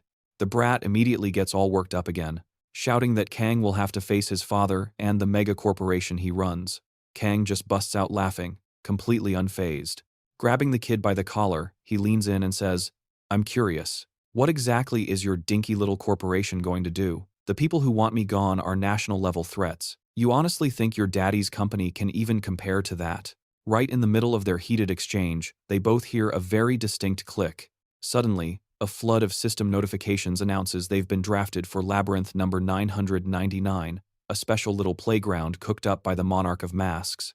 And just like that, Kang, our resident rich brat, and a bunch of other randos get zapped into the instance. A quick look around makes it painfully obvious they'll have to play nice together if they don't want to become Monster Chow. And, what a relief. Everyone lets out a sigh, feeling super safe now that the legendary Hero King is on their team. Then, a new system window pops up, laying out the fun new terms and conditions. Rule number 1. If you get PK'd by another player, you fail the mission, but get a free respawn once the labyrinth is cleared. Rule number 2. If the labyrinth's own charming decor kills you, that's a permadeath. No respawns, game over. Rule number 3. You can clear this thing by either taking down the big boss, the Green King, or just by being the last team standing. Rule number 4. There are 5 teams competing in this little deathmatch. Each team is supposedly times balanced in terms of power. Rule number 5. If 3 members of your squad get wiped out, your whole team gets the boot. And rule number 6. These rules are in effect until the very end. Naturally, everyone starts freaking out about how royally screwed they are. With a smirk, Kane mutters that he's not worried about the labyrinth getting him. It's these dead-weight noobs. He then proceeds to ask everyone for a level check. With that sorted, they step into the hunter's jungle labyrinth, and almost immediately, a welcoming committee of monsters ambushes them. Kang just throws up a shield and effortlessly vaporizes the lot of them. A quick glance confirms his suspicions. His team is full of fresh-off-the-boat amateurs. Ah, he thinks, so times this times is what the system considers balanced teams. He figures if he's stuck with these lobies, the other teams must be packed with players around level 40. He knows the enemy teams will see them as a free lunch, so he tells Noah to guard the squishies, 'cause company's here. Right on cue, Team C comes charging in, but Kane is already 5 steps ahead of them. He beelines it for 3 of them, going for the fastest way to get a team disqualified. With 3 members down, their whole squad is toast. Meanwhile, a scout from another team spots the carnage and recognizes the one and only hero Kane. The scout immediately tries to bolt and warn his teammates about the monster they're up against. Kang nearly snags him, but the slippery guy gets away and convinces his own team to target the weaker players instead. But in a shocking twist, the spy totally flips on his own team. He leads Nora right to their location, and she just absolutely shreds them. After that, the enemy teams start dropping like flies. Finally, the system chimes in with a glorious mission complete notification. The first labyrinth is officially cleared. The team starts cheering, but their celebration is cut short by another system message. Turns out, only 2 blessing tickets were awarded as a prize, and now the group has to fight over who gets them. Kang immediately chimes in, arguing he should get both tickets since he basically solo carried the entire team. But of course, the entitled brat starts whining, demanding a reward as an apology for how Kang supposedly wronged him back in the tower. Then, some other dude, a level 20, chimes in, trying to argue that he deserves a piece of the pie since he was the only one who actually did any fighting. Things escalate ridiculously fast, and pretty soon, the whole greedy mob is about to throw down over the rewards. The 2 actual newbies try to play peacemaker, bless their hearts, but Kang is completely over this clown show. He shuts the whole thing down in a heartbeat, declaring, "You 2 need to learn your place and be happy with the pity points you already pocketed. Anyone else got an opinion on who deserves what? Speak now or forever hold your peace." The freeloaders are stunned into silence, so Kang just goes ahead and yoinks every last reward for himself. Later, our boy is cracking open 2 reward cards, praying to the gacha gods for something that doesn't suck. But, surprise surprise, his luck is absolute trash, and he pulls 2 more B- rank duds. Nora immediately starts roasting him, saying his gacha luck is literally the worst in the entire universe. The system, probably taking pity on him, pops up a notification that he has 2 identical Flame Resilience cards and asks if he wants to fuse them. He obviously hits accept, and they combine, upgrading into something called Fire Inhibitor. This new toy boosts his resistance to fire attacks and comes with a 1-hour cooldown. Kang figures that stacking up blessings is always a win, even if they're not exactly mind-blowing. After all, they're way better than regular skill cards, because these blessings are permanent perks that don't get wiped when the season resets. While giving his Shadow Kitty some well-deserved pets, he thinks out loud, "Well, now that I've got this fire blessing, maybe I should go test it out in a fire-themed tower. How does the level 6 Phoenix's Nest sound to you?" Nora immediately shoots that idea down, making it clear he's no fan of fire and would much rather chill somewhere dark and cold. Totally on brand for our resident Shadowcat, Kang just rubs his chin, calling Nor a picky little fluffball, but admitting he's too darn cute to ignore, so he'll find a tower they can both agree on. But before he can start tower shopping, the system cuts in with a priority message. The Tower of the Holy War is calling for player Yuzong Kang. At the same time, the pendant hanging around his neck starts to glow intensely. It informs him that the bearer of the symbol of trust wields major influence, adding that this tower is a level 7 challenge, and asks, "Will you answer the tower's call?" A smirk spreads across Kang's face as he mutters to himself, "Guess there's no rest for the wicked," before diving straight into the portal. The moment he arrives, a voice rings out, praising the gods of shadow for finally answering their desperate prayers. And then, a majestic elven queen materializes before him, tall, elegant, and radiating pure authority, also thanking him for showing up to her little party. But wait a minute. That face. It's her. The very same stuck-up princess he had to bail out before. The one who tossed him that necklace after putting on a whole royal pain-in-the-ass act. So this was her grand scheme from the get-go. That sneaky little, playing 4D chess while our boy was playing checkers. Kang gets to his feet and goes, "Hey, you're that princess chick." But before he can even stroll over to say hi, two pointy sticks suddenly block his path. The palace security detail gets all serious, telling him not to take one more step. Apparently, he's in the presence of the Supreme Queen. She glides forward, announcing, "I am indebted to this man beyond measure. And what's more, he has once again graciously answered my summons to help us." With a little smile, Kang casually notes that she's really climbed the social ladder since their last encounter. He puts two and two together, figuring she got the crown after she finally conquered that pale desert tower. He takes a step forward, bows with exaggerated politeness, and asks, "So, how can I be of service, Your Highness?" While thinking to himself, "She's safe, she got her throne. So why the heck is she dragging me back into this mess?" The scene suddenly shifts to some poor soldier on his knees, frantically spilling some hot gossip to a priest. And the priest is absolutely losing it. He's screaming about how the holy city just got steamrolled by the ruler of the Aude kingdom, begging the god of light to do something, anything. And cue the dramatic narrator. After the previous big hat, Pope Urban, kicked the bucket, the new guy, Pope Gregory, decided it was time to take back the holy city. To pull it off, he sent out a continent-wide party invite to every human king. We're talking Richard the Dragonheart, Barbarossa, the crimson-bearded dude, and High King Philip II. And just like that, the third holy throwdown was on. It was a nasty brawl between the desert elves and the humans over who got to keep the holy city. Kang, who's been listening to this whole history lesson, just nods along, thinking to himself, "Okay, I'm kinda getting the picture. So, it's just a big, my god is better than your god argument. Seriously, can't they all just hug it out? From where I'm standing, they're all just a bunch of weirdos anyway." The queen pipes up. "The three kings are already marching their armies to war. They'll almost certainly target this fortress, as it's the nearest stronghold to the holy city." Then she strikes a super dramatic pose, like she's on a recruitment poster, and asks, "Will you not lend us your strength in this great war?" But Kang, ever the master of playing dumb, slaps a hand to his brow like a classic damsel and squints, asking if that's the Dragonheart King's army way out there. The dark-haired elf is totally floored that he can see that far. Our boy, meanwhile, is already scrolling through his skill menu, swapping out his Oculus's vision skill for Ice Bolt. He then summons a ridiculously huge sniper rifle made of pure ice and takes aim at the distant schmucks, saying, "Your Majesty, stand back, I'll handle this." Then the system dings. Ice Bolt upgraded to 3 stars. Effective range and damage just got a massive buff. Firearm manifestation is now unlocked. Oh yeah, our boy is officially done playing games. I'm not gonna lie, I absolutely lost it when he whipped out a full-on sniper rifle. The scene snaps to him posted up on a boulder like he's in a Call of Duty montage, scoping out the enemy army from way up high. Kang steadies his aim, fires, and boom, a perfect headshot.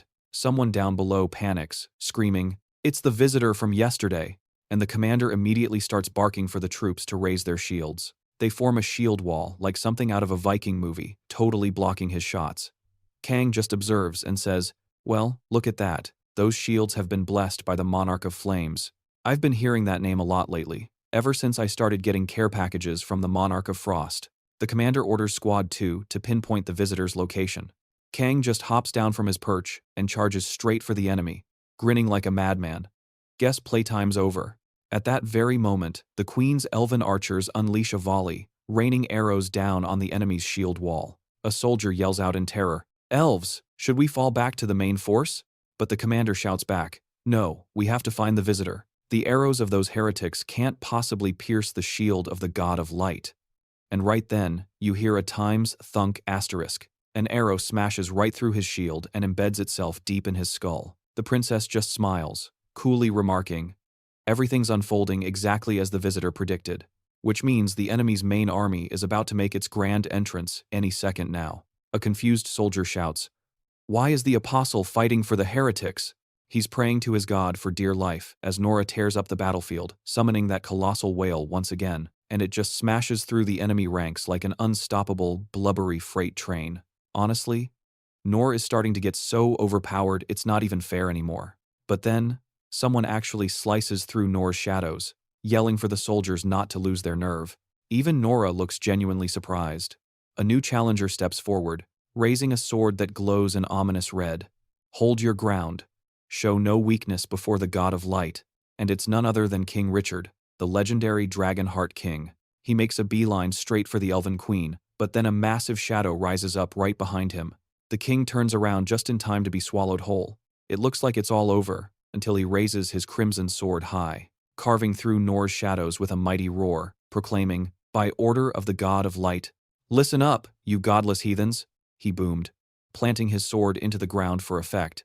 "Avance!" The soldiers absolutely lost it, screaming, "Amen!" While Kang just stood there, completely baffled.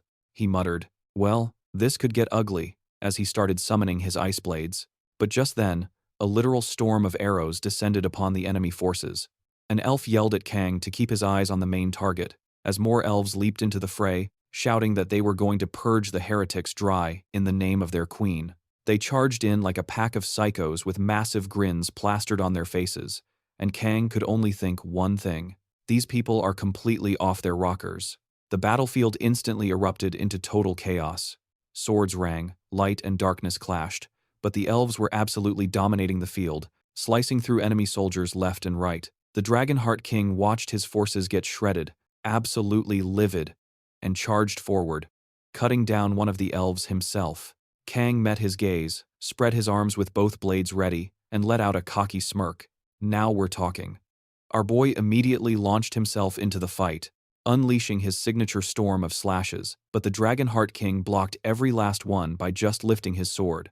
He immediately closed the distance, rushing right at Kang, asking if he had any clue who he was messing with, as he swung a perfect slash. Kang dodged it effortlessly and shot back, "You're the big boss who's about to drop a whole lot of loot for me." Grabbing the Dragon King by the head, he slapped him with the seal of death and said, "Let's see if that heart of a dragon is the real deal." But then, something caught his eye. The system pinged him. A debuff had just been activated. Weakness inflicted on target. Accuracy, dexterity, and evasion dropped by 50%. Our protagonist started to back away, but the Dragon King just roared, "You filthy heretics will never be victorious." And then, out of absolutely nowhere, he drove his sword into his own poor horse. Yeah. F's in the chat for that innocent horse, everybody. A massive surge of power immediately erupted from him in a cataclysmic explosion. Kang braced himself against the force of the blast. He was completely floored by how the Dragon King could still be this ridiculously strong after taking a 50% debuff. The king began chanting a dark ritual. "I have offered this blood sacrifice in your name, my lord. Grant me the strength to wipe these heretics from existence." He then charged straight toward Kang, who instantly ditches his Ice Bolt ability in favor of some slick telekinetic blades. The Dragon Knight unleashes a massive, fiery red slash, but Kang just casually bats it aside and counters with a whole storm of flying swords that slam against the king's blade. Then things get weird. Gory blood tendrils shoot out of the ground, grabbing the Dragon King as his body starts twisting into something straight out of a nightmare. Getting squeezed like a tube of toothpaste, Kang notices the king's veins are bulging and pulsing way more intensely than before. Probably has something to do with all the blood. So he drops his sword, throws his arms wide open, and announces, "What a perfect opportunity to test something out." And with that, he activates a brand new ability. An enormous magic circle expands around him as Kang lifts a single finger and gives the order, "Arise." And there you have it, folks. Sun Jinwoo 2.0. All the dead soldiers start lurching back to their feet, reanimated to serve him. The Dragon King bellows, "You think these abominations can actually stop me?" But his boasting is cut short when he hears a strange cracking sound and whips his head to the side. This, my friends, is his new skill, Raise Undead Warriors. And just as you'd expect, the resurrected soldiers obey their new master, their bodies literally reshaping themselves for battle. Vicious, sharp spikes burst out from the corpses of the undead legion. The Dragon King is frozen stiff with shock as the entire horde charges straight for him, and one of them actually lands a clean hit, forcing the king down to his knees right as the undead army vanishes into thin air. The system dings Kang to let him know his proficiency is too low to keep the effect going for very long, but let's be real, the job was already done. As the Dragon King kneels on the floor, defeated, Kang casually strolls up and adds another kill to his stats. Sun Jinwoo from Walmart for the win. The scene then zips back over to the Queen's palace. Kang pops open a chest and presents the Queen with the Dragon King's severed head. Special delivery. The completely shameless woman thanks him for his trouble, but is quick to remind him that they only defeated one of the 3 heretic kings. This war, she lectures, has only just begun. Kang gets the hint, closes the chest, and later that night, He's seen standing by a window, staring out at the view, clearly not thrilled about her pep talk. He decides he's just gonna turn in for the night. But right then, something bizarre happens. Multiple green portals tear open the air behind him, and out pops our favorite interdimensional capitalist, grinning like a Cheshire cat. So, he begins, you've maxed out your ice blade materialization skill. If you were to upgrade your shop access, you'd be able to purchase the advancement stone. Kang just smiles faintly and says, well, look what the cat dragged in. I figured you wouldn't just be chilling in a level 7 tower waiting for customers. He then drops a cool 3 million points to pimp out his shop, snags an advancement stone, and mashes it together with his ice blade, unlocking the Ice Artificer class. This bad boy comes with 3 special perks, but the most absolutely broken one is that he can now use any ice-aspected skill card, even if it's not in his active hand. To put it simply, our boy just became the Seto Kaiba of ice magic. The scene then flips to our guy looking up at the sky, saying, I feel a change in the weather coming on. He promptly summons a storm of ice blades and starts redecorating the area with extreme prejudice, chuckling to himself that it's a lovely day for some folks to get permanently logged off. A few soldiers show up only to get deleted in the very next frame. Just erased. Kang just keeps on strolling forward, pointing out that their leader is playing shy, even as his goons are getting turned into ice sculptures. So he decides he has no choice but to pay a personal visit to the main tent. Then, boom. Flashback to his earlier meeting with the Queen. A visitor, she says. Our scouts are reporting that Redbird Barbarossa relocated his camp last night with just a tiny escort of soldiers. Kayan sarcastically applauds her intelligence team, but she clarifies that the intel actually came from human sources. He gives her a confused look, so she lays it out for him. You see, the 3 kings have had bad blood between them for a very long time. They're still plotting against each other in the shadows. Our source might not be 100% reliable, but we can't just let a golden opportunity like this slip by, you know? Redbird's forces are the strongest of the 3. My elite guard is at your command. I'd like you to take on this little assignment with them. And we're back in the present. Kang is standing right at the tent's entrance, thinking, my plan was to ice the target and then bounce if things went south. The intel seemed totally legit, but the king was nowhere in sight, until Kang rips the curtains open and sends a sheet of ice creeping across the floor, calling out that he's found him and asking why he was playing hide-and-seek. The guy just collapses on the spot, spilling his fancy goblet of wine. Kang eyes the cup, wondering if someone already spiked his drink. He just bursts out, laughing like a total madman, as a soldier runs in to announce that the area is secure, only to freeze up at the sight and stammer out if Redbird is actually, gone. That's when it dawns on Kang. In the real world, nations have been going at it since the very first day of the seasons, sending assassins to permanently ban high-profile players from other countries, all in the name of the greater good, of course. He absolutely smashes the poisoned glass, screaming about how absurd this is, and suddenly the Queen is breaking out in a cold sweat. Wait, he actually got taken out by his own side? So that intel wasn't a setup after all. Kang just throws his arms out like, hey, they just wanted to be extra sure. Redbird kicked the bucket. She's completely shook. Who backstabs their own people with a war on the horizon? But Kang, cool as a cucumber, just says, I'd say they did it precisely because a war is coming. Not only do they get to hog all the glory, but they also knocked 2 rival kingdoms down a peg. The Queen, desperately trying to keep her poker face on, insists their biggest problem right now is the Grand King's army. But Kang's quick to point out they've still got the leftovers from the other king's armies to worry about. And guess who those troops are probably reporting to now? The Grand King. I mean, after all, this is supposed to be a holy war. The scene then flips over to some poor soldier, sprinting into a tent, totally out of breath, yelling that the heretics jumped Redbird and wiped out his entire night squad. And some dude in shiny golden armor just grins and says, we'll just pin it on the elves. And this two-faced snake is none other than King Philip. He's rubbing his hands together like a classic cartoon villain, saying, excellent, now his army belongs to me. He throws up a hand and declares that with 2 kings down for the count, the leftover soldiers have no choice but to flock to his banner. Some commander nearby immediately starts bootlicking, bowing and saying, Your Majesty, you are destined to crush the heretics and restore the holiness of the holy city. We are ready to die by your side.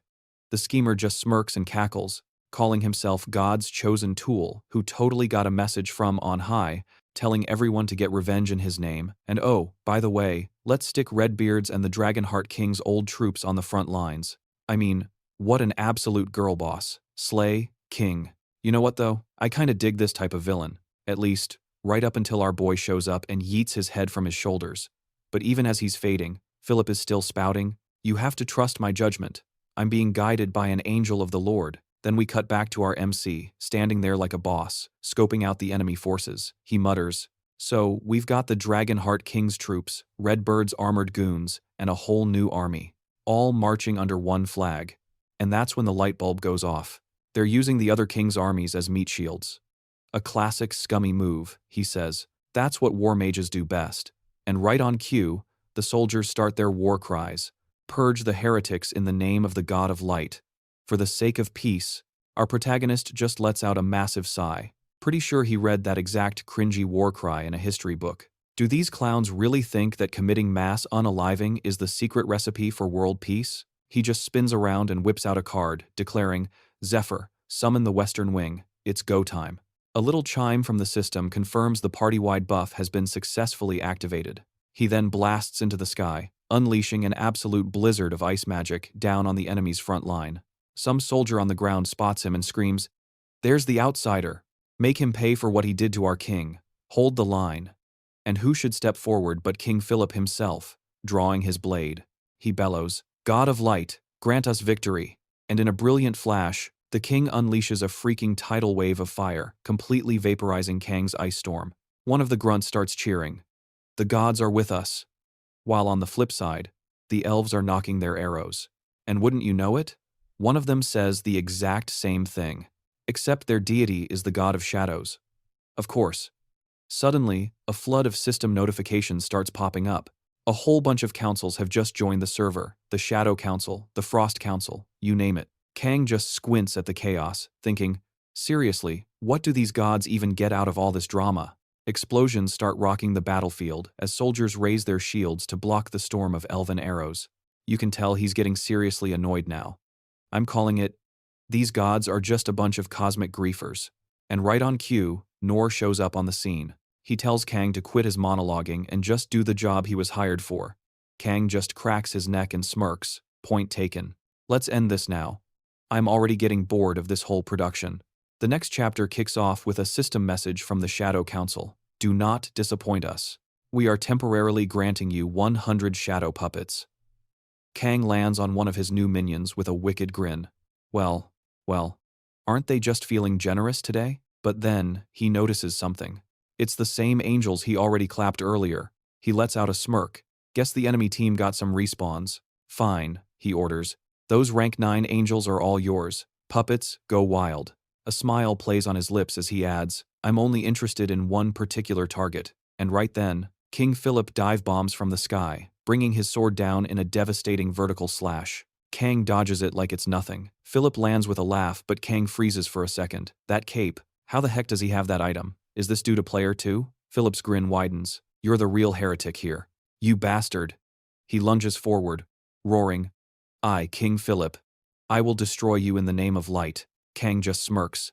Gotta admit, you play the part of a baddie pretty convincingly for a so-called servant of light. Philip lunges again, their swords screaming against each other. Kang parries and riposts, but Philip pulls back, prompting Kang to grumble. This whole setup is rigged. Everyone gets wings except me, and you already know what's coming, right? You betcha. The Shadow Monarch himself drops a buff on Kang, hooking him up with a sweet pair of shadow wings. Kang just blinks for a hot second, completely stunned, before a massive grin splits his face as a gargantuan pair of wings unfurls behind him. But, of course, he glances over his shoulder and scoffs. Seriously? These look like they came out of some janky old-school MMORPG. If this dogfight goes airborne, my whole meticulously crafted card deck is basically worthless. Philip cracks a smile and declares, finally, a fight worthy of my time. Their steel clashes in the sky as they lock eyes, pure intensity radiating from both of them. The king taunts. Looks like you're having a tough time. That's the price you pay for defying the god of light. Kang just scoffs, telling him he's got a one-track mind for this god of his, then casually asks if slipping Redbird a little something extra was also on the divine agenda.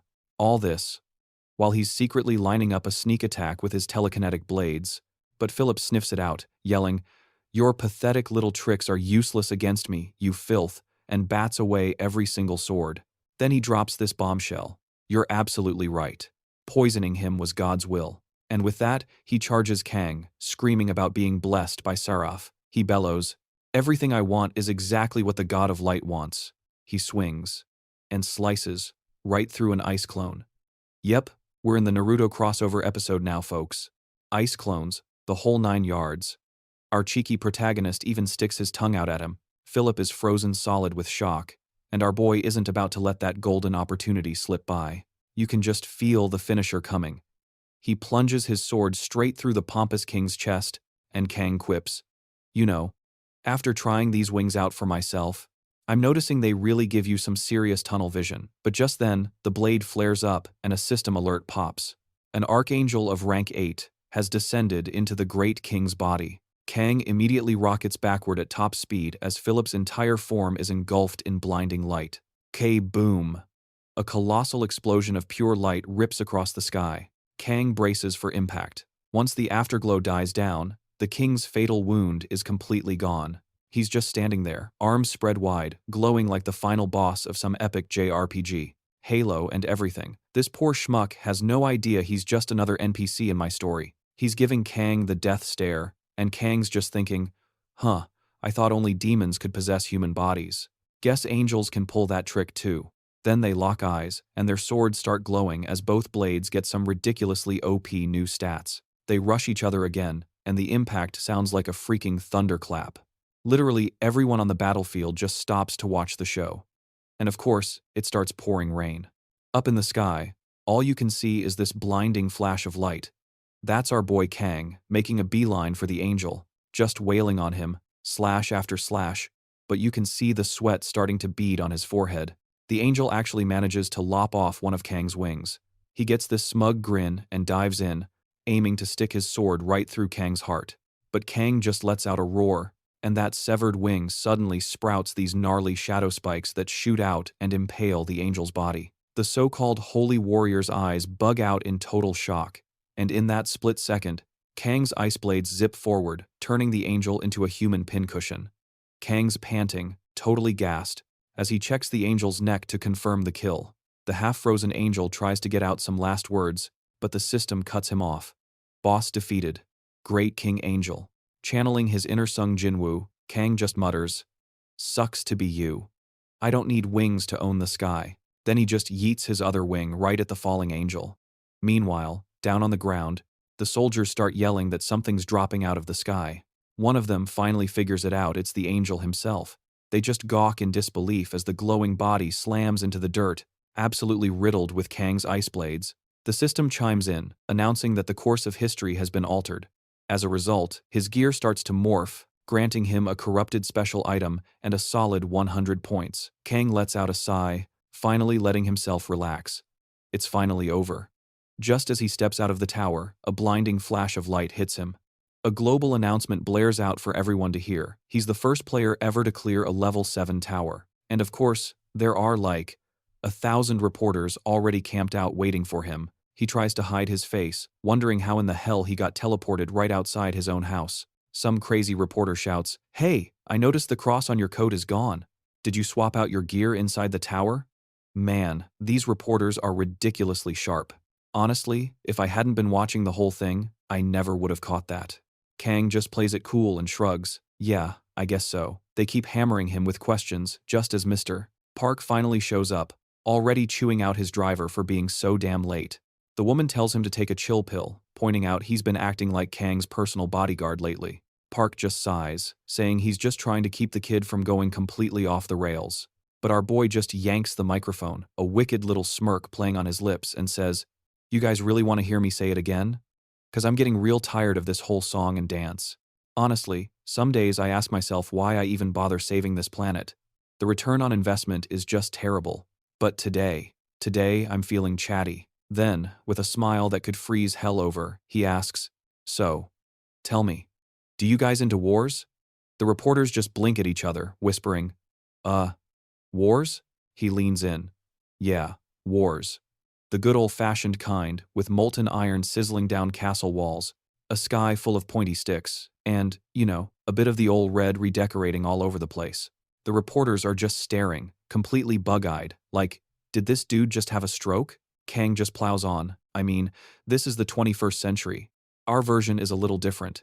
You've got missiles raining from the sky, folks getting turned into Swiss cheese, and innocent people getting deleted by fighter jets. Point is, no matter how you slice it, things get messy.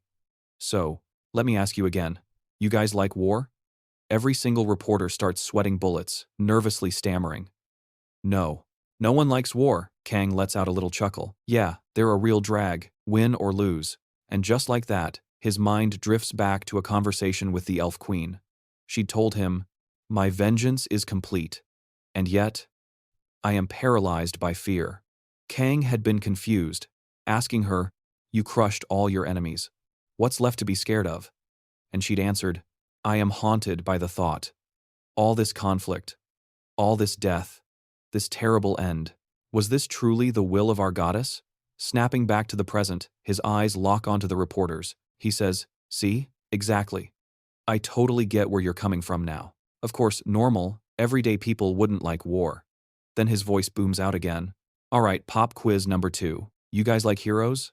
A blonde reporter thinks it over for a second, then nods, saying, "Yes, I do." Kang just tilts his head, that smirk returning. "Okay, then riddle me this. What makes a hero a hero?" He throws his arms wide, not even waiting for an answer. It's because they're absolute beasts on the battlefield. In other words, heroes are a direct consequence of war. So, how can you sit there and say you love one but hate the other? I call BS. You people love war way more than you let on. You could hear a pin drop as every single reporter's jaw hits the floor. One of them finally stammers out, "Mr. Kang, that's a massive, twisted oversimplification. That's some real old-school thinking you've got there. It doesn't exactly hold up in the modern era," Kang said with a sarcastic smirk. "Old school, huh? Funny you should say that, considering our neighbors up north, and the ones even times further times north. And let's not forget the folks to the west, who send assassins after me every single season without fail. That's just war by another name. Espionage is just politics with extra steps." The blonde reporter couldn't help but blurt out, "Wait a minute. Are you saying you've been the target of assassination attempts from other countries?" Kang slapped a hand over his mouth with theatrical shock. He feigned a gasp. "Oh my. You didn't know about that? I guess that was supposed to be classified. Whoopsie daisy. I just can't seem to keep this big mouth of mine shut. My dude is literally airing out international dirty laundry on live TV. You gotta be careful, man. In some parts of the world, that kind of talk gets you a one-way trip to a black site." Another reporter quickly seized the opportunity. "You mentioned our northern neighbors. Could you be a little more specific?" Kang just gave him a smug grin. "Sorry, no more spoilers for you." At that exact moment, his phone began to ring. Then, a convoy of sleek black cars pulled up alongside the press mob. "Well, this looks ominous.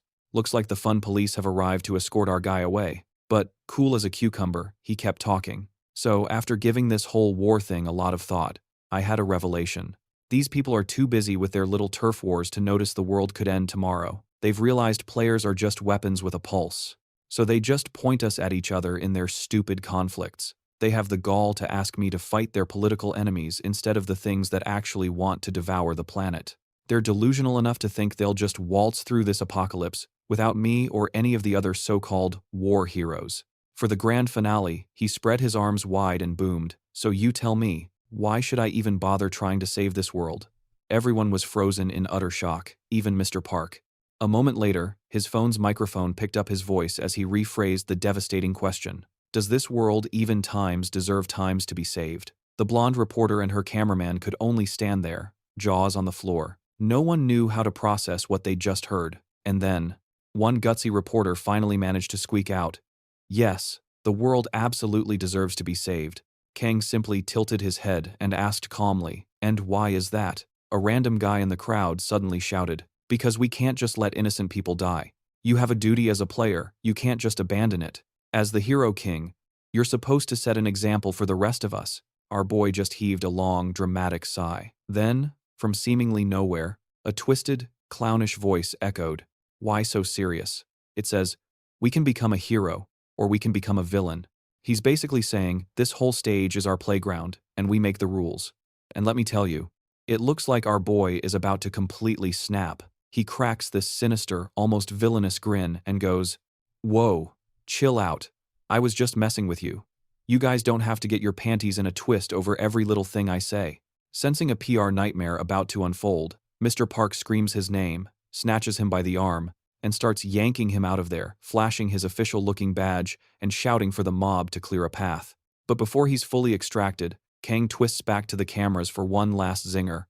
"Oh, and by the way, to all you lovely people watching at home, could you do me a favor and stop bugging me with all that nonsense about duty or player convictions or whatever buzzwords are trendy this week? Trust me, you really don't want to find out what happens when a certified moron like me actually starts taking all that conviction stuff to heart." Then he points a finger straight at some poor reporter and orders, "Make sure that gets on the evening news." They try to swarm him, yelling for him to wait, but Mr. Park is already in full-on extraction mode, dragging him away at top speed. And, bam, the second he's done with that little performance, the system notifications start rolling in. The Monarch of Jesters is practically cackling with glee. The Monarch of War is thoroughly impressed. Reward granted, class blessing. Mr. Park lets out a massive sigh, says he's got to go downstairs to do some serious damage control, and tells Kang to handle things up here. But before our boy can even take a breath, a whole new set of system windows materialize right in front of his face. The Monarch of Parallel Worlds is laughing like a total madman and bestows the tracking talisman effect. You can now apply the keyword X9 to an enemy in battle. The talisman will constantly whisper sweet nothings in your ear, breaking down the target's every weakness and jacking up your chances for a critical hit. Kang just gives it a blank stare, then shuts his eyes and proceeds to ignore the entire divine intervention. Cut to a news anchor on TV, reporting on the fallout. The Hero King has now become the focus of what appear to be terrorist plots orchestrated by foreign powers. Public fury against the government is escalating at an alarming rate. Just then, Mr. Park wanders in, beer bottle in hand, and asks, "Why are you torturing yourself with that garbage? Don't you think you might have overdone it just a tad this time?" Kang shoots him a sideways glance and asks, "You pissed?" Park just shakes his head. "Nah, of course not." He messes up Kang's hair and says gently, "I get how tough this is for you. I can't be mad at you. Not when I'm probably the only one who has a clue what you're actually dealing with." Kang lets out a breath, half in relief, and cracks a joke. "Well, there's always the French saint." Park shuts that down instantly. "That unhinged girl? Please. She's not even in the same league as me. Get serious, kid." Kang cracks up, thanking the old man for always having his back, but the geezer just gives him the silent treatment. He just keeps chugging his brew. Kang, ever the curious cat, pries, "Remind me, what's your class again?" Park deadpans, "A pure-blooded assassin." Kang's eyes lit up. "Oh, so you finished your big awakening quest, huh? Score any sweet loot?" Park just smirks, unleashing this absolutely killer vibe and goes, "You mean times this asterisk? It's the Heartbreaker, a straight-up legendary dagger." Kang, looking a bit sheepish, has to admit, "Yeah, well, I guess I also happened to corrupt a legendary piece of gear myself." Park cuts him off. "Hey, pump the brakes, kid. You're gonna get yourself wrecked if you keep yeeting yourself into every fight." Then a sly grin spreads across his face as he adds, "Now, how about we go get some fresh air? I know this perfect level 7 tower that's just begging for us to raid." Next thing you know, they're standing before the Godfather and Underworld Tower. The old-timer tells him to brace himself, warning him that the path forward is a cesspool of backstabbing, power struggles, and just plain old grime. Kang just holds up a hand, quipping, "Hold up, did I just walk onto the set of a Mora flick?" And just like that, the scene cuts to a rain-slicked alley. Some blonde dude is talking. "You have until summer, not a day more." He slips the other guy a small item, saying, "Don't you dare forget, this is for the peace of our time." The guy flips open a busted pocket watch, muttering what a shame it is that it's broken, since it was a gift from his godfather.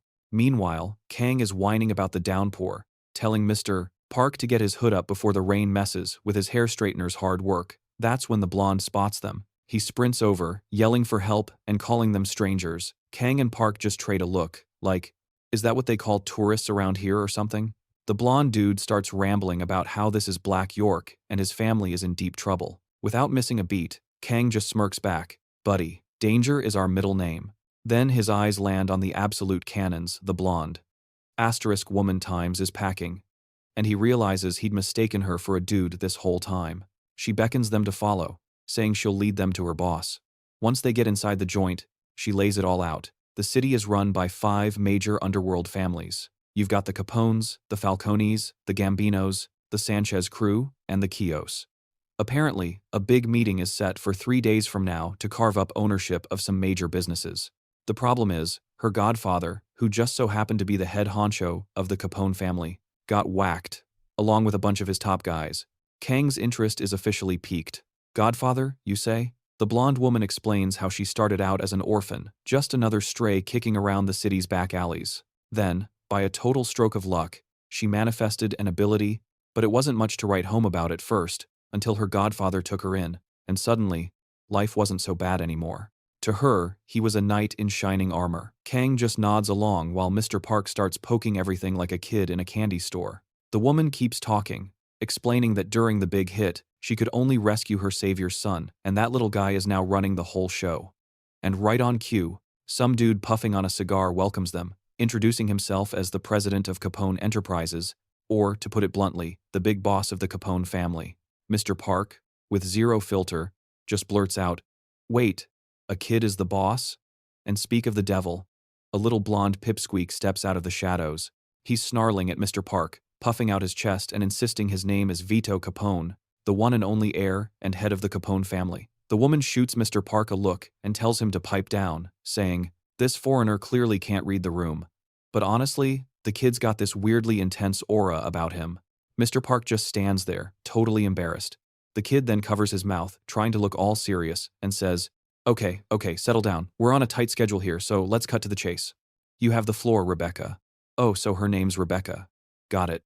Everyone else does a double take, shocked that Rebecca is a woman's name. Anyway, she says their mission is to bring back the Capone family's glory days. First, they need to lock down as many business territories as they can at the big upcoming meeting.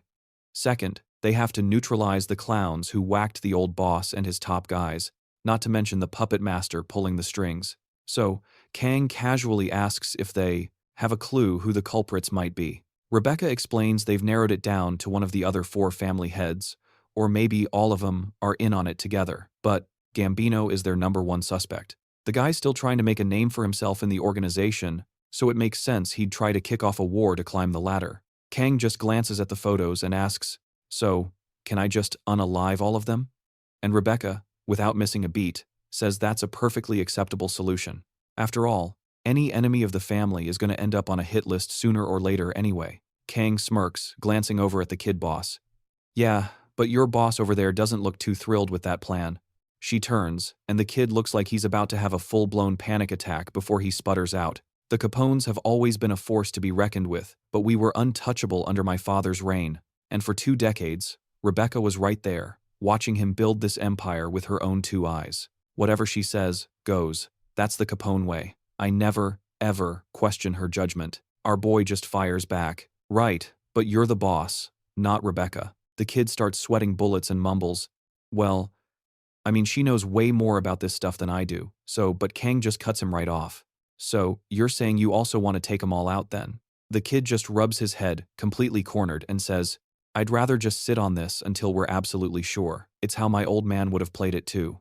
He glances over at Rebecca, asking if that's a bad move, and she just flashes a smile and tells him it's perfect. Then she throws in that he's being super adorable. Mr. Park cracks his back, commenting that a 5-way turf war between crime families is one heck of a weird event. Kang makes the call, "We're ganking the kiosk first. They're the closest spawn point."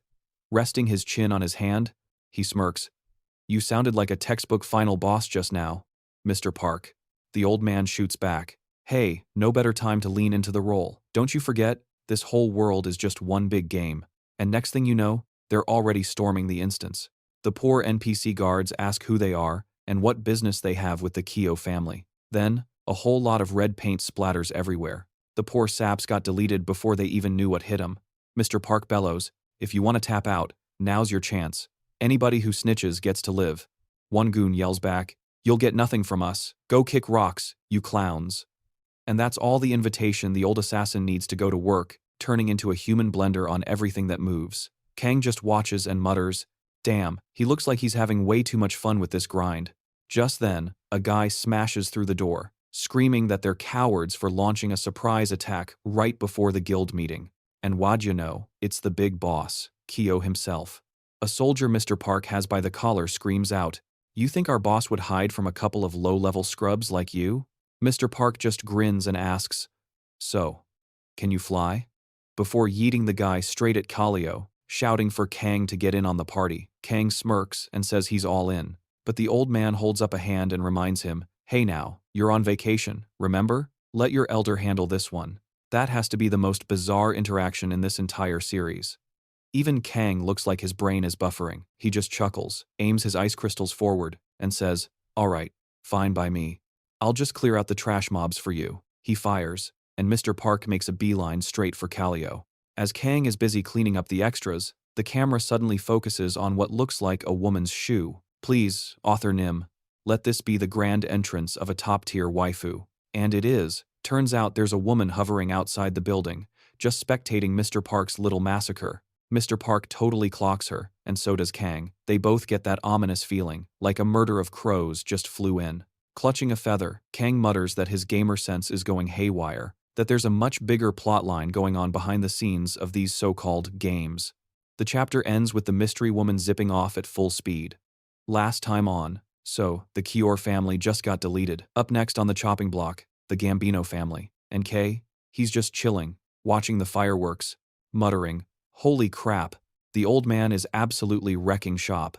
He's wondering what lit a fire under the geyser, saying he can't even remember the last time Mr. Park went this hard. Peeking down as more goes on an all-you-can-eat thug buffet, he mumbles that he'd rather not flex his own crazy power in front of Mr. Park. Flashing a grin at Noor, he says, "Hey, don't leave any leftovers, you hear?" Noor lets out a massive burp and gripes that his human is a total slacker, asking if he's enjoying the show from his comfy seat. I clocked out for the day. Cut to a diner, where Mr. Park is giving him the side-eye. "You've had a cheeseburger for every single meal since we landed. Seriously, how are you not over them yet?" With his mouth crammed full of burger, Kang mumbles, "Nope. The cheeseburgers here are god tier. And I'm on a mission to consume my body weight in them." The veteran killer just sighs, saying there are probably better things on the menu. The kid grumbles back, "You don't understand the soul-crushing disappointment of picking a dud restaurant on vacation." Switching gears, he asks, "So, what'd Gambino spill?" Mr. Park's face goes dead serious. Gambino was clueless, knew absolutely nothing. Still munching away, Kang trolls the old man, "And here you were, puffing your chest out about how you'd handle everything." Park fires back with total confidence, "I guarantee you, Gambino won't be making any waves at this meeting. You can take that to the bank." The scene flips to some dude with long hair, screaming into his phone about getting ghosted. He's freaking out, wondering if the Sanchez and Falcone families actually joined forces to ice the Capones. Hacking up a lungful of blood, he's cursing them out. "Those sons of... They dragged me into this dumpster fire, and now they're not even picking up." Back to Mr. Park, who's calmly explaining, "You have exactly 72 hours before your blood flow reverses and your heart literally ties itself in a knot and explodes. Unless, of course, I release the pressure points in your chest." He leans in. "Are you picking up what I'm putting down?" The guy nods frantically, promising that Gambino will be sitting out the bidding war at the meeting. And, we'll give our full support to finding whoever orchestrated Capone's little accident. Tapping a single finger against the man's temple, Park says, "Good, glad to see you're not a slow learner. I'll let you off the hook for now, but don't be a stranger." Gambino just sits there, grinding his teeth down to nubs, so mad he rips his own cigar in two. Meanwhile, Kang's still chewing on something and chimes in, "So, I guess they learned absolutely nothing." Mr. Park just gives him a look, like a disappointed dad, says, "Lay off the ice, it's bad for your chompers. We'll get the full scoop at the meeting." He then drops a hint that this conspiracy runs deeper than just the 5 families. Sometime later, with those creepy crows still doing their whole ominous circling thing, the Capone family rolls up to their destination. The scene then flips to a dude wrapped up like a mummy, sitting with VTO and Gambino at a table. Turns out, our mummy friend is Marcellus Kyo, the big boss of the Kyo family. And he's not thrilled they're running late. Gambino just grunts that they're short 2 guys, while the world's most dramatic kid is shaking in his boots, absolutely convinced that Sanchez and Falcone are the ones who offed his dad. Meanwhile, Rebecca, the high-flying lady from before, chimes in. She tells him to cool his jets, saying it's way too early to start pointing fingers and to just hold on a minute. The kid, being a total simp, agrees she's always right, and she flashes a smile that just screams, "I'm up to no good." Okay, is it just me? Or is Rebecca acting super shady? Just then, some goon barges in screaming his head off, "Boss, you gotta hear this." The boss just looks at him, wanting to know if he's for real. Wait, Sanchez and Falcone got taken out? Our little genius puts two and two together and realizes there's another player on the board. Mr. Park just smirks, saying he figured as much, since the five families were a bunch of weaklings anyway. And Kang, in the middle of inhaling another burger, is actually bummed out. He was hoping for a better workout, thinking he'd leveled up more. Suddenly, a loud click echoes through the room as a spotlight snaps on. All eyes turn to the stage, where the mysterious crow woman makes her grand entrance. She greets them with a charming, "Welcome, you vile pests who've defiled this city. You scheme with crooked politicians, you squeeze the poor by taking over their unions, and you blackmail and extort for any reason you can cook up. You disgusting worms are a plague on this city's peace."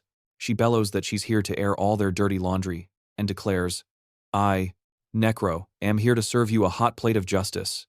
But Kid Capone isn't having it and starts yelling, demanding to know if she's the one who iced Sanchez and Falcone. Necro slams her foot down and snarls, "That's right, those maggots got what was coming to them, just like dear old dad." Oof, she went straight for the jugular with that one. Not wasting a second, she unleashes a storm of razor-sharp feathers right at Kid Capone. But wait, plot twist. Rebecca, who we thought was the villain, jumps in front of the kid, telling him to take cover behind her. Necro is totally floored that Rebecca actually blocked her attack. Then, her mind flashes back to the night Mr. Capone bought the farm, and she remembers Vito pointing the finger straight at Rebecca as the culprit.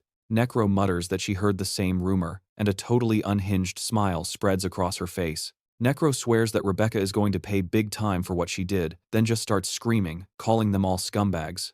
And that's the cue for our boy Kang to finally make his move, jumping right into the chaos. He casually drops the line, "You know, there are way too many people in this world who need to be unalived."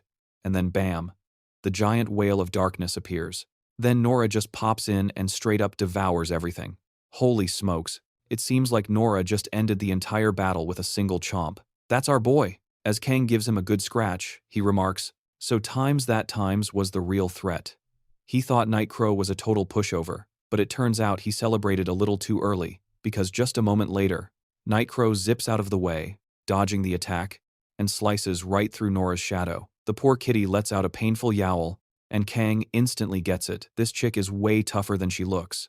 He lunges, grabbing a fistful of her cloak, aims a finger right at her dome and goes, bang. And just like that, the death mark triggers, slapping her with a nasty debuff that tanks her dexterity and evasion by a full 1,000 points each. He then swaps skills, summoning the X9 mag, which pulls up a status window detailing all of his enemies' abilities. That's when the crazy bird lady absolutely loses it. Razor-sharp feathers start blasting out from her cloak. You better watch out. And she's packing a ton of explosives, so heads up. Nightcrow goes for the attack, but bam. It's just one of Kang's shadow clones. Naruto would be so proud. Kang scoffs, calling her a terrorist playing dress-up as a hero. Seeing the debuff icon, Nightcrow just snorts and snarls. A skill that weakens your enemy. So you're an outlander. Then she lets out a sharp whistle, and her crows dive bomb at a ridiculous speed, blowing up all over the place. Freaking explosive crows. Seriously? That is messed up. A total villain power move. Mr. Park is busy bobbing and weaving, complaining that he's completely outnumbered. He then starts screaming at Kang, saying they should swap roles since his class is built for one-on-one fights, but Kang just trolls him, saying, "Nope, you're the one who called dibs on the bosses. You're the hero here, and we have to protect your times bosses. Besides, you're way better at this whole protecting people thing than I am." Still frantically dodging for his life, Park screams back, "What the heck are you even talking about? I told you, I'm a pure-blooded assassin." That's when Kang flashes that signature psycho grin of his and says, "And taking out the trash just so happens to be my time's specialty." He swings his blade, but Nightcrow parries it and yells, "You're supposed to be protecting the world! Why are you siding with evil?" Kang just shrugs, saying he's not interested in saving the world. All he cares about are the rewards. Nightcrow spreads her arms wide, pleading, "I don't know what kind of lies they've been feeding you, but those scumbags are rotten to the absolute core. Especially the Capones. They slaughtered my entire family. And even after all that, the courts let them walk free, declaring them innocent. They were too terrified of payback to do the right thing. That's the cold, hard reality of this garbage city. So, we decided to dish out our own brand of justice. It's not too late for you. Join our crusade against this scum to bring peace to the city. And then, mid-sentence, he just gushes blood. Nightcrow gets turned into a human shish kebab by a bunch of noir spikes. Kang just scratches his ear, all like, "Man, you talk a lot." He then strolls over and rips the guy's mask off. He mutters about how much he hates people who wear those things. Then his eyes go wide. It's just some kid. The boy clutches something under his coat, whispering, "Don't you dare underestimate true justice." Asterisk. Click asterisk. Kang just stands there looking completely baffled. He's like, "What in the fresh heck did you just do?" And then a massive explosion rips through the upper floors. A wicked grin appears through the inferno, as Necro says, "That woman told me 3 days ago the big meeting was happening here. Take a wild guess how many party favors I planted." The blast gets even bigger, leaving Kang speechless for a second, but Mr. Park rushes in, and Kang instantly summons Noir. The two of them make a stylish escape, from a safe distance, of course. The entire building goes up in a spectacular fireball. When the smoke finally clears, Rebecca thanks the duo for not bailing when things got a little heated. She explains how most of the businesses from the summit are now conveniently under Capone control. Kang just smirks. The young boss is safe and sound, and the Capones came out on top. Just like you planned, right? Yep, my job here is officially done. But then his face goes dead serious. Although, I do have just one more question. 8 razor-sharp blades materialize around her neck as he speaks. Was this whole fireworks display part of your grand design? She coolly replies, "And what if it was? What's it to you?" Kang throws his arms wide, all like, "Well, my contract says I have to eliminate times every time's enemy of the Capone family. And since you betrayed, literally, everyone, had a hand in the unfortunate accidents that befell the Capone executives, and even sixed your pet hero on the other family bosses. What proof could you possibly have?" Rebecca scoffs. Kang casually pulls out one of Meg's feathers. "I heard it straight from the source. Your hero buddy told me all about how you sold out the Capones. You're the real traitor, wiping out the competition just to put a kid on the throne as your puppet. That way, you become the secret ruler of Black York. I'd say that makes you a pretty big enemy of the Capones, too." She just smiles sweetly, saying she'd never do such a thing.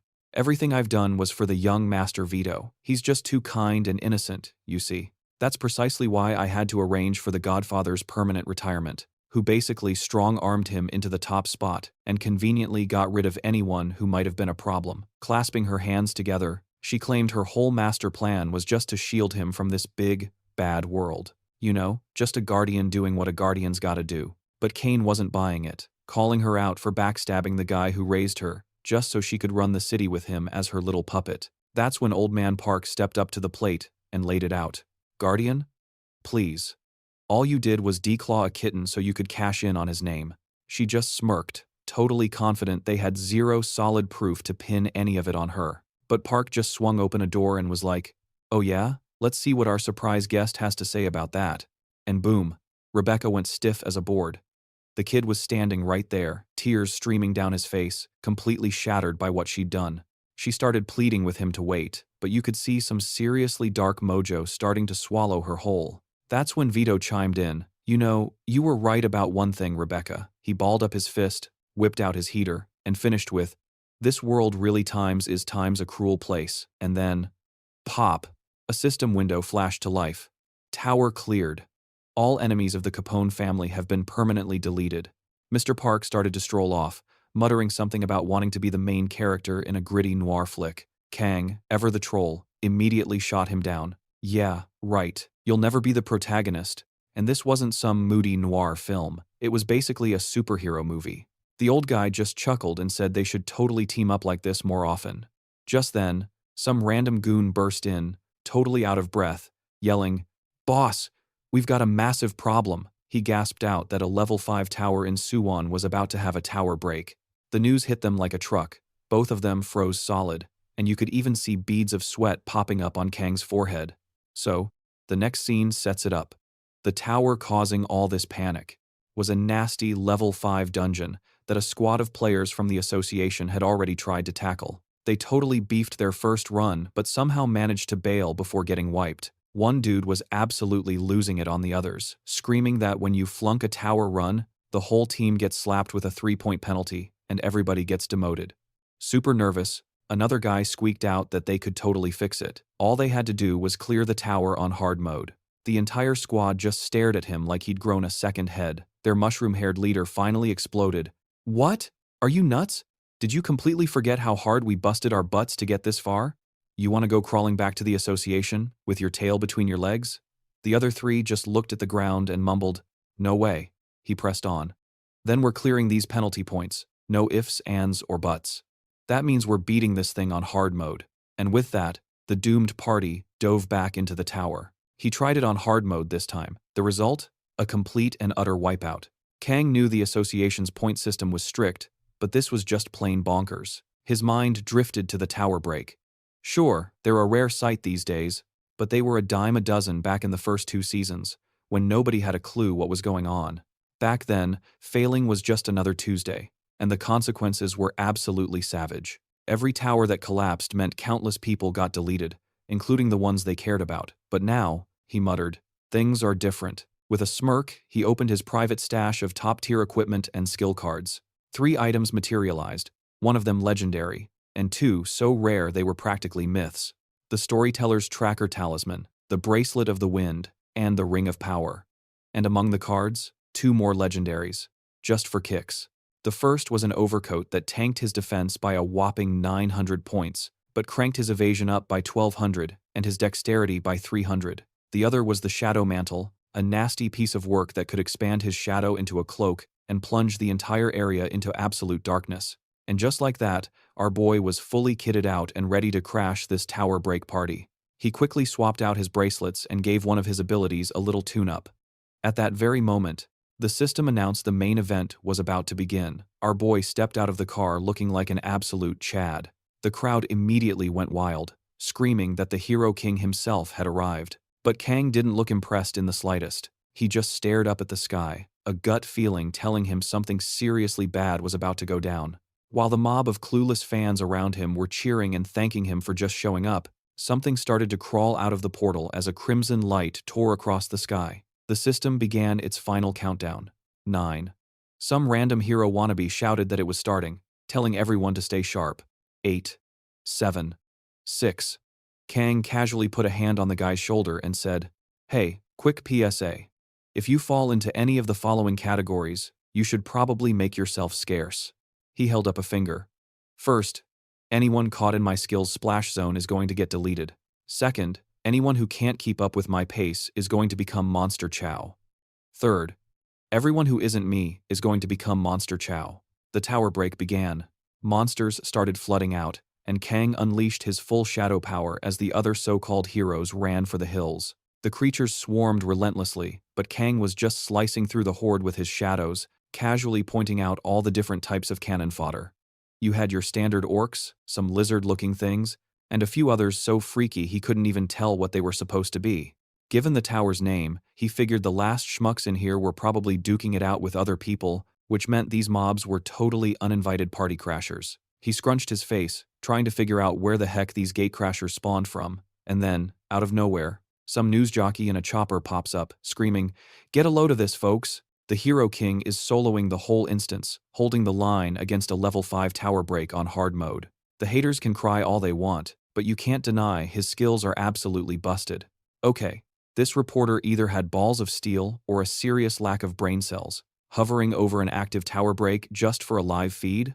Seriously, someone give this man a medal. Just then, red lightning zapped across the sky, and the system pinged with a new message. "Amuse me further." Oh great, the Monarch of the Abyss was pulling some eldritch horror out of his shadowy pocket, and Mr. Newsman just kept on yapping, completely ignoring the fact he could be turned into a fine red mist at any second. He's all like, "The portal's gone goth, folks," which means an abyssal tier baddie is about to make its grand entrance. Meanwhile, Kang was still busy speedrunning through the trash mobs, muttering under his breath, "Man, this reporter is way too dedicated. Get lost before I decide your monster food." And with that, he charged headfirst at the abyssal pet the Monarch had just pooped out. The system conveniently ID'd the big guy as an abyssal slime. Kang let out a cocky smirk and yeeted all his blades at it, only to realize that tickling it wasn't gonna cut it. So, he dropped down with Nora at his side, held up a hand, and was like, to take down a chonk like this, you gotta go big or go home. He then summoned some massive ice spears and popped his Charlotte's Web skill card. Yeah, I'll give you 3 guesses what that skill does, and the first 2 don't count. A massive web blasted out, Gift wrapped the slime, and diced it into a million gooey cubes. Nora was having the time of her life, chowing down on all the slime bits. A wild system notification appeared. Abyssal slime defeated. Tower break has been cleared. And get this. The Monarch of the Abyss, apparently impressed by the show, dropped some sweet loot. The Abyssal Jewel. And naturally, the second the coast was clear, guess who decided to finally grace us with their presence? That's right, everyone's favorite vultures. A whole swarm of 5,000 reporters descended on the place, all of them screaming about how the Hero King single-handedly stopped the tower break. No kidding, Sherlock. Kang just stood there, striking a pose like the absolute Chad he is, with his cat sidekick getting ready to smash that like button. It really helps Mamoru cook up more of this top-tier content for his awesome viewers like you.